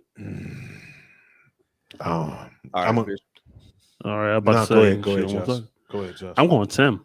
You gonna go with Tim? Yep. I got Swiss. Because he make grittier beats. He makes grittier beats, but here's the thing. You know a Swiss beat when you hear it. Timberland got some hits from a whole bunch of different genres, and you don't know that he produced it. Right. You know what I'm saying? Yep. Right. Like, okay, did y'all know that he did the Amari beat on J. Cole? No. Yeah, it's the second track. Oh shit. Yeah. See? Yeah, he There's did that. A video, Matter of fact, it's a throwaway beat. I'm spitting there. Yeah, you just it's a throwaway beat. He deleted it on accident or something, had to remake it. There's a whole, he got a whole, like a show. He did it on Twitch. He did it on Twitch. And, because he does it, Twitch, YouTube joint. He did the joint, whatever, and J. Cole was like, I always used to watch his joints. You know what I'm saying? I never watched them live, but I would go and, play back. He's like, so I seen the video. And he was like, and so I just chopped up the beat that he was doing, you know what I'm saying, when he had to, it was clear space and nobody was talking. And I was just, tracking the beat. And he's like, when I finally made the song, I hit Tim up. I was like, yo, I'm gonna need that beat that you did. He's like, which one? And he was like, he was like, I ain't saved that. What? Yeah. So like he did the joint, and once the show was over, didn't even save it. Threw the motherfucker away. So he had to go back and recreate the beat. Probably had to go back and watch the Twitch again to see what joint he's talking about and everything. Yeah. Wow. Recreate the whole beat. Wow. That was a throwaway. He didn't even save it. Wow. Can you imagine that though? But when you're someone of the caliber of Timbaland, think about all the beats he must have. That's what I'm saying. It's just sitting in a computer somewhere. But, that's nuts. And you know what's even crazy about that? Like when he watched that video, when he's talking about the beat, he's talking about like hit beats, and you hear it, and he was like, this could be a hit beat. And he didn't even save it. Wow. Because I just make so many of these. He just makes so many. He's like, yeah, I ain't even save it. I just threw it away. It's kind of like me because he knows he can make it again, right? I make so many great ones. But you know what? I heard a story about that about Q-Tip. Busta Rhymes was telling it. He was saying that Q-Tip was notorious for that. He was like, he'll make a beat and he'll be like, you'll be listening to the beat like, yo, it's the illest thing you've ever heard in your life. He'd be like, nah, I couldn't quite get it the way I wanted to delete. You'd be like, yo, wait, what? Right. Just hold on to it or let me get it or something. Yeah. Right. The funny shit about that, kind of the same thing. I've been around Ninth before, like when he was making beats, and we go into there into his room or whatever. So he's got like a wall full of records, one turntable, his laptop or whatever. And this is how he'd be like, bing, bing, bing, bing, bing. Then he stopped. Oh, play the record. Bing, bing, bing, doo doo doo, boo boo boo, click, click, click, boo boo doo doo doo, bing, bing, bing. And then he pressed play, and that shit like, blah. Like, what the fuck? How did you get all that? Yeah. You hear that, but twerks and like ping, ping, ping, ping. Like, yo, what are you listening to? Right. And then that's how he chopped this. Then he chopped the sample up. And you like, God damn. He like, yeah, I ain't gonna keep that. This is the best beat I've ever heard in my life. Right. Yeah. I've never heard anything like he's sampling shit from a real angel and shit. Don't use it like, yo, let me come here. Yeah. Because you can remake something, right? It makes perfect sense. So like there's I'll make a certain shade of a color And every once in a while, I run out of it and want to use it on another painting or need on that paint a specific painting. And I know how to tint it to remake a color. Right. Yeah, but I think go ahead. Go ahead. No, I'm listening. So you're in whatever your craft is, you know how to tune to get to a certain place. It's like a photographer. You're like, all right, well, I know the pieces that go into making this image look a certain way, right? You know all the settings, or you know all the colors, or you know all the places that you pulled the things from. Like you hear it or see it or experience it deeper. So it all makes sense. Somebody who cooks, they're like, I can taste the cumin and the fucking sassafras, and you use red wine vinegar. Like they know you could. That's a very specific palate that can process that. So it makes perfect sense that if you've honed in a skill set, that everything, you know how to pull it all apart and bring it back together. Right, but it's like it's almost that's why Timbaland probably should win. But nobody wins anymore. The way you put it like that, because it's like, yo, if you like you saying with you, if you like, yo, I'm gonna go ahead and do this cup, I'm gonna do this paint and shit, and then we like, oh shit, that fucking teal, brown, blue, or whatever that Candy's using is the best color ever.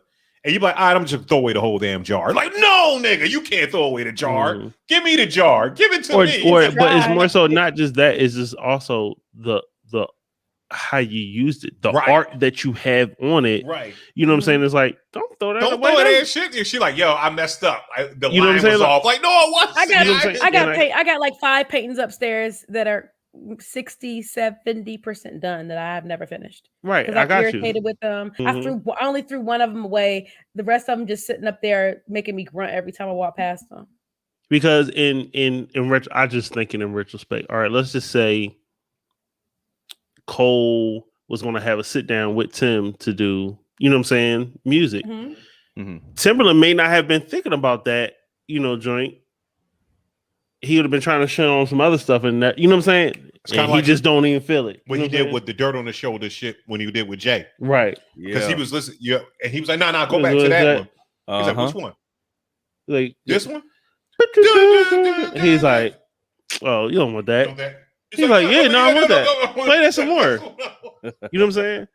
Right. And there was another one, like, Timberland got a lot of like doc, like videos or whatever. He's sitting with Buster, and Buster's just hitting some joint, and it's like he's like, oh, and he's like, you know what I'm saying? Like, do something with that. And he's playing it, and Timberland doom. And he was like, oh my God.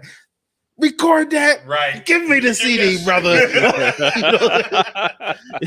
what I'm saying? It just be like that. So, I mean, it was a good thing that Cole did actually like here, because Amari is my favorite song. I love that beat. You know what I'm saying? I like how he flows on that beat. It's perfect. Because that you know what, I'm still stuck on that Interstate 95 cam. But everybody keep talking about that the Mario line, and it's cool. Don't get me wrong. Yeah, I like it. Like a Luigi brother. Nah, when he says y'all screaming for Yahweh, we throwing the shots and looking up and saying, I'm sending them Yahweh. That was a much better. I said, what? And then when that nigga was rapping, like when that nigga just hit with the soul, when his soul hit him, he's like, yo, whoa. I said, what? Yeah, that's a Murray joint. That's a Murray joint.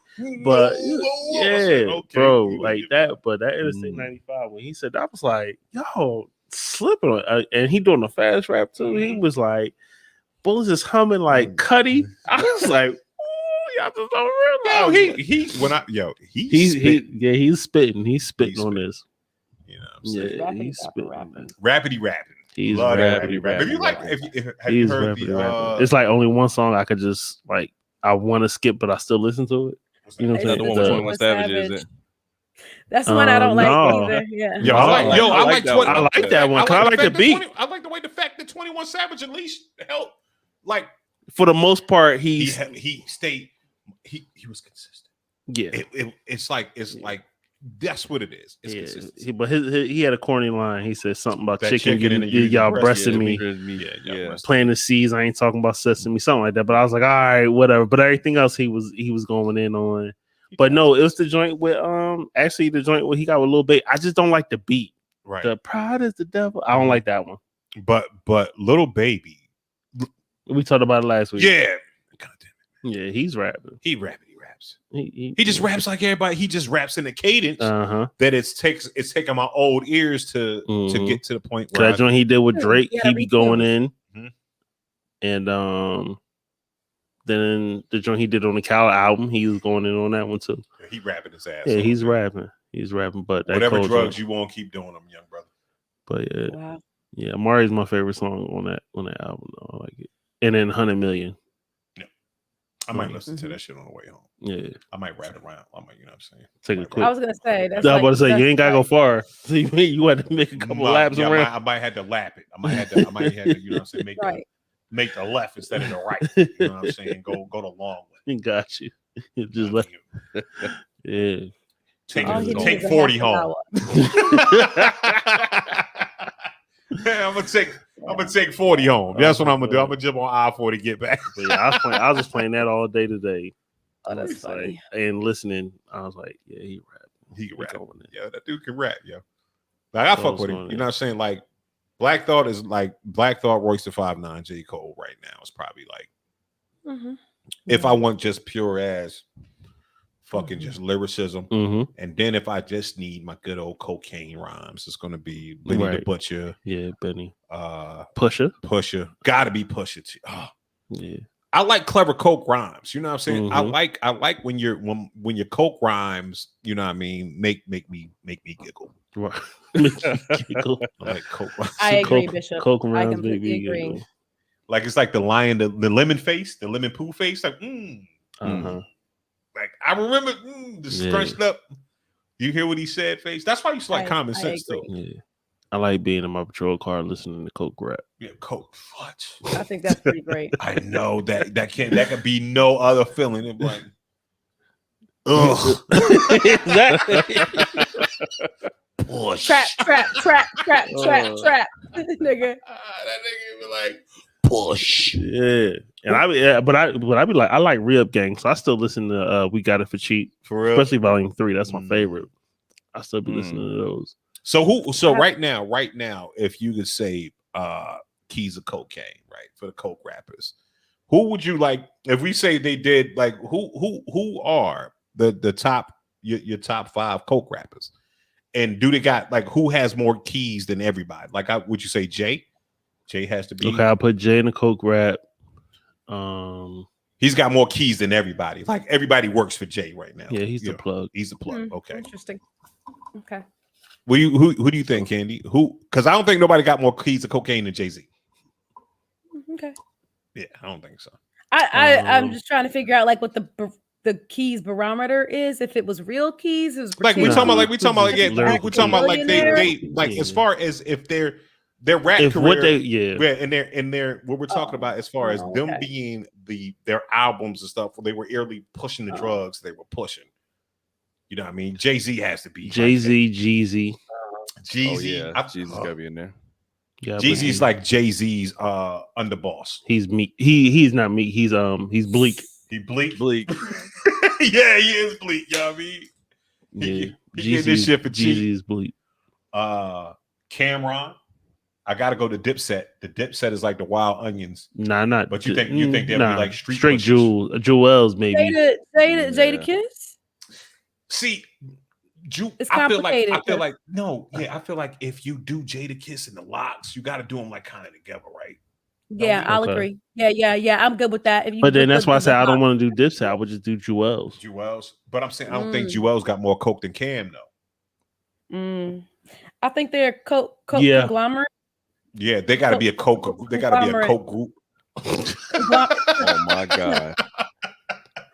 Conglomerate. You know what I'm saying? Because we talk about cocaine rap. Like everybody knows the cocaine rap. It's just like we already said Pusha. Yeah, throw him in there. Pusha's in there. Gucci. We got to do Gucci, but I feel like Gucci is probably on the other side where he's kind of doing more of the coke. Is there any West Coast cocaine? Is there West Coast cocaine? Snoop. That was weed over there. But I think right. Snoop, yeah, I guess you're right. Snoop, yeah, like Ice Cube, maybe. I feel like Ice Cube might have been pushing Ice like T, Mac maybe 10. no nigga. Ice T though. Maybe Ice T. I was gonna say Ice-T. I was gonna say damn, Pimp C. E40. E40 cocaine all day. E40 just call it different. You know what I'm saying? I think Master P. Yes. Oh yes. Ice cream. Yes. Fucking original snowman, right? So it's like, so I'm gonna remember the song "Pushing Inside of You." Why doesn't that get more play on like slow jams? It is. You don't remember the song "Pushing Inside of You"? No. Remember, we from up top. Push it inside. I got the hookup. Nah. Can't explain the way it feels when I'm pushing inside of you. You don't remember that song? They pushing now. Oh, right. That sounds like some coke shit. I know what you're talking about now. I've never heard that song ever. I never heard that before either. But I can respect Master P as a cocaine. I feel like Master P and Jay-Z would have beef on the. What about Biggie or 50? Biggie and 50, I feel like they street niggas. Right? Yeah. I feel like they like lieutenants. You know what I'm saying? They're not. Oh. Big L. He had a lot of drug rap. Right. But again, that's all lieutenant level. Like they like if you talking about bosses, they'd be like Jay, Jeezy, Push. Those cats would be like, here, Big L, y'all go out there and push this in. Y'all get this to Dipset. Yo, Dipset, y'all go sell that shit. Oh man. Like you said, them niggas never swimming. I'm sorry. I'm listening. I'm literally like listening to songs in my head. Like if the birds could talk, and he was like, these niggas are sleeping on so much coke in the house. These niggas sleep on the floor, and it's hilarious. They said they ain't never swam in the damn pool in the house. It's great. Who's this? It's a song with DJ Drama and Jeezy called if the birds could talk from the Gangsta Party mixtape. Gotcha. And it just made me laugh. What about Ross? Sorry. Ross. I thought about that. Yeah. He gotta be in there. Yeah, I feel like Ross would be dope in there. You kind of gotta kind of put Ross in there. You know what I'm saying? But Ross would be. So we got if we got Jay, we got Jeezy. Because I'm looking at the temple. I'm looking at the pyramid, right? We got Jay here. We got Jeezy. We got Push. Here. We got fucking Master P over here. Okay. E40. So this is like the family tree of the shit. And I want to say that fucking Ross is like over Dipset them niggas. Over Dipset.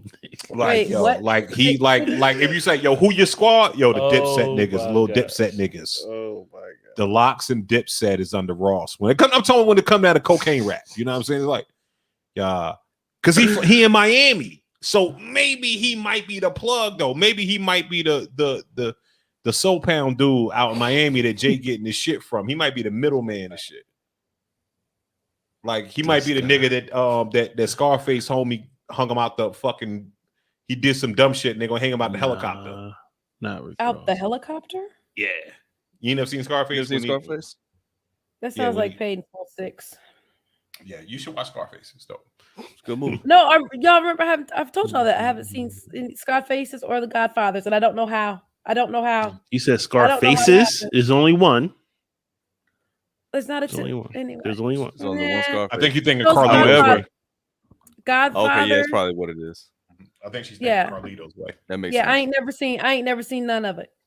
I don't know how or why. So Candy, you actually go ahead and watch Scarface tonight. Yeah, watch that shit. I've never seen any of the Godfathers either. I've seen Scarface, seen Carlito's Way, but never any of the Godfathers. Lay down. They were supposed to have a they were supposed to do a screening at the Cigar Lounge, but then it got sold. Mm-hmm. Well, nah, you could watch it on Netflix. It's like no Netflix right now. It's like 3 hours long. You'll love it. Yeah. Okay. But yeah. But yeah, Coke raps, yo. Know what I'm saying? Now I think next week we should do strip club songs. Like who has the best strip club? It's gonna be Uncle Luke. I was about to say.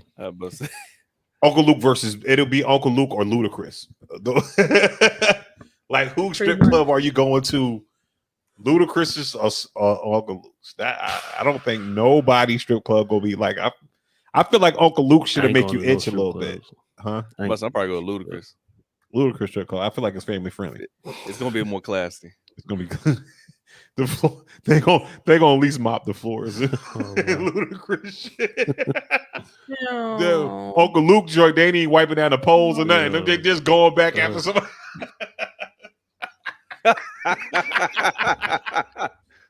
You ain't gonna wipe the pole on, girl? Hell no. I mean, she here. She here. We use the same washcloth. Fuck that bitch.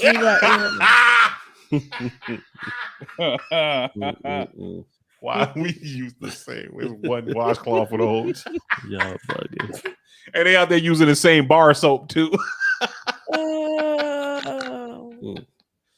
Bar soap got black fingerprints on that shit. No, they using it's black. It's black soap, so that's on purpose, so that you can't tell if it's dirty. Wow. It's a trick. It's a trick. They use black soap. They use 1 bar of black soap. Oh, 1 bar of black soap. It's good for our skin, girl. Yeah. That way you can't tell, and it's got natural antibacterials in it, so you don't really need to rinse it off. Listen, this has been Intelligently Ratchet. My name is Bishop Omega. This is my homeboy, King Just, or Justin, Reverend King Justin. You know what I'm saying? They like to call him Dr. Reverend. Next week, Dr. Reverend King. Dr. Reverend King Just. You know what I'm saying? Not cream just. Cream just. I can't talk, man. I'm Donald Trumping out this motherfucker. Oh man. Yo, it's getting hot outside. My Donald Trump starting to act up. My Trump starting to flare up. Trump starting to flare up. Trump flare. Again, I can't even talk right. Oh God. Yo, for Candy Carver, you know, how's everything going? I see.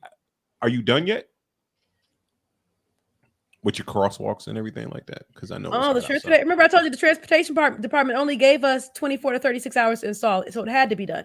Oh, okay. So you just that's why I said we had 2 13-hour days this weekend in the 90 degrees, and I got a heat rash on my forehead. It's gone now. Shout out to y'all. Shout out to you. Yeah. And so where is it? For those that want to see it. Where is it? At Club Boulevard and Glendale, in front of Club Elementary School. That's the closest landmark. Oh, that's what's up. That's cool. What's up. Congratulations on that. Thank you, Candy, so much for your artistic pedigree. Congrats. Yay. Thank y'all. Phenomenal, what you got going on, bro? Hey man, same as always. I'm actually hopping on Twitch after we get off of here at 11 o'clock. So. Oh, no. You playing Coke Rap? Are you playing Coke Rap though? Definitely not playing Coke Rap. Playing some throwbacks, having some fun with it. We'll see where the mood leads us. I'm still waiting to hear "Shine Sweet Freedom" by Michael McDonald. Oh, that's all. How does that go? How does that song go, Justin? How does that go? Shine sweet freedom, shine your light on me, shine it. You are the magic. Right where come on, man. You got it. Look, Michael McDonald's my favorite white man. Look, I love Michael McDonald. Mine's Bob Seger. Bob Seger is mine. Like a rock. I love Michael McDonald. You can't say nothing bad about him. You looking for some blue-eyed soul tonight? What you saying? I just like Shine Sweet Freedom. You like that one? You got to play that. Yeah, you got to play that between like John B. shit. Yeah. Or you play. Hey. I definitely got that one. What? You can't tell me about y'all don't know about no Michael McDonald. I'm telling you. You can play that, Michael McDonald. You can play him next to Christopher Williams because he got the same joint. Don't wake me. No, okay. So here's your mix. All right, you play. You're telling me my mix. Go ahead. Look, you do Warren G Regulator, right. And then you do the Keep Forgetting joint by Michael McDonald because it's the same beat. That's right. That's right. And then you play the Christopher Williams shit because they sound alike. Yep, because they sound alike. Those 3 songs right there. That's my mix, the J mix. King Just mix. Yeah, it is. Hey yo. He said he buying the house next door, my nigga. So get ready for him to come and take over your turntables, Buster. Hey man, come on through, Doc. Hey yo, so let me ask you a question. Have y'all heard that DMX joint with new blues, the new blues or whatever? It's got Griselda, the whole Griselda team, and DMX on that joint. No, I haven't, but I saw that it came out. Yes, I'm mixed on it. Yeah, I'm mixed on it, man. The ad libs threw me off because it's West Side Gun doing his ad libs. Oh no, and then DMX growling, and like what? And then and X, when X comes in, I'm gonna let y'all hear it. Thank you. When X comes in, only joint I want to hear, only new song I would say from X that I want to hear is that one that Swiss had played when he was with Just Blaze, and the beat was crazy. Yes. And it was Nas, Jay-Z, Jadakiss, and DMX. I want to hear that one. Because that's only that shit is otherwise, God bless the dead. Right. And Swiss played this win? No, it was old. It was an old battle with this is like right before Corona. This is like right before Corona. This was years before. When it was in the studio with each other? It was like mad people there. Yeah. Yo, so okay, yeah. I remember Swiss burned them. I don't remember that specific song. I just remember. Yeah, he played that. It was a lopsided battle. Yeah. Yeah, that joint was hitting. I hope that's one joint. And Nas when does joint come out? It come out tonight, right? I don't know. Let's check it out. But that's only if they got on there. That's the only joint from Max on there. Other than that, I'm good. So man, y'all stream about Exodus, man. Yeah, help out the family. Exodus coming. Right. If for nothing it's called Hood. It's called Hood Blues. Oh, okay. It's called Hood Blues. You know okay. Hood Blues. Okay. I was looking, but I moved slower. Okay. Hood Blues. Gotcha. Yeah. Okay. We'll look into this. Yo, that's what's up, man. And I like this, man. All right, P. Yo, P. Yo, we out.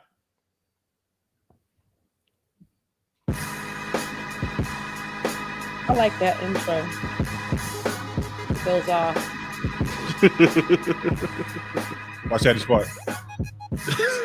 Hold on, when that chip back. What up? Oh, hold on, listen. When that breakdown come down, he be like.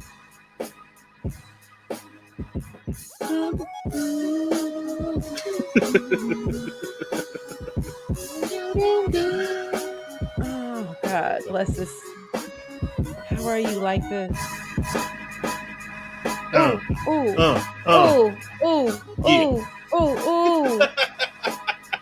out. Ooh.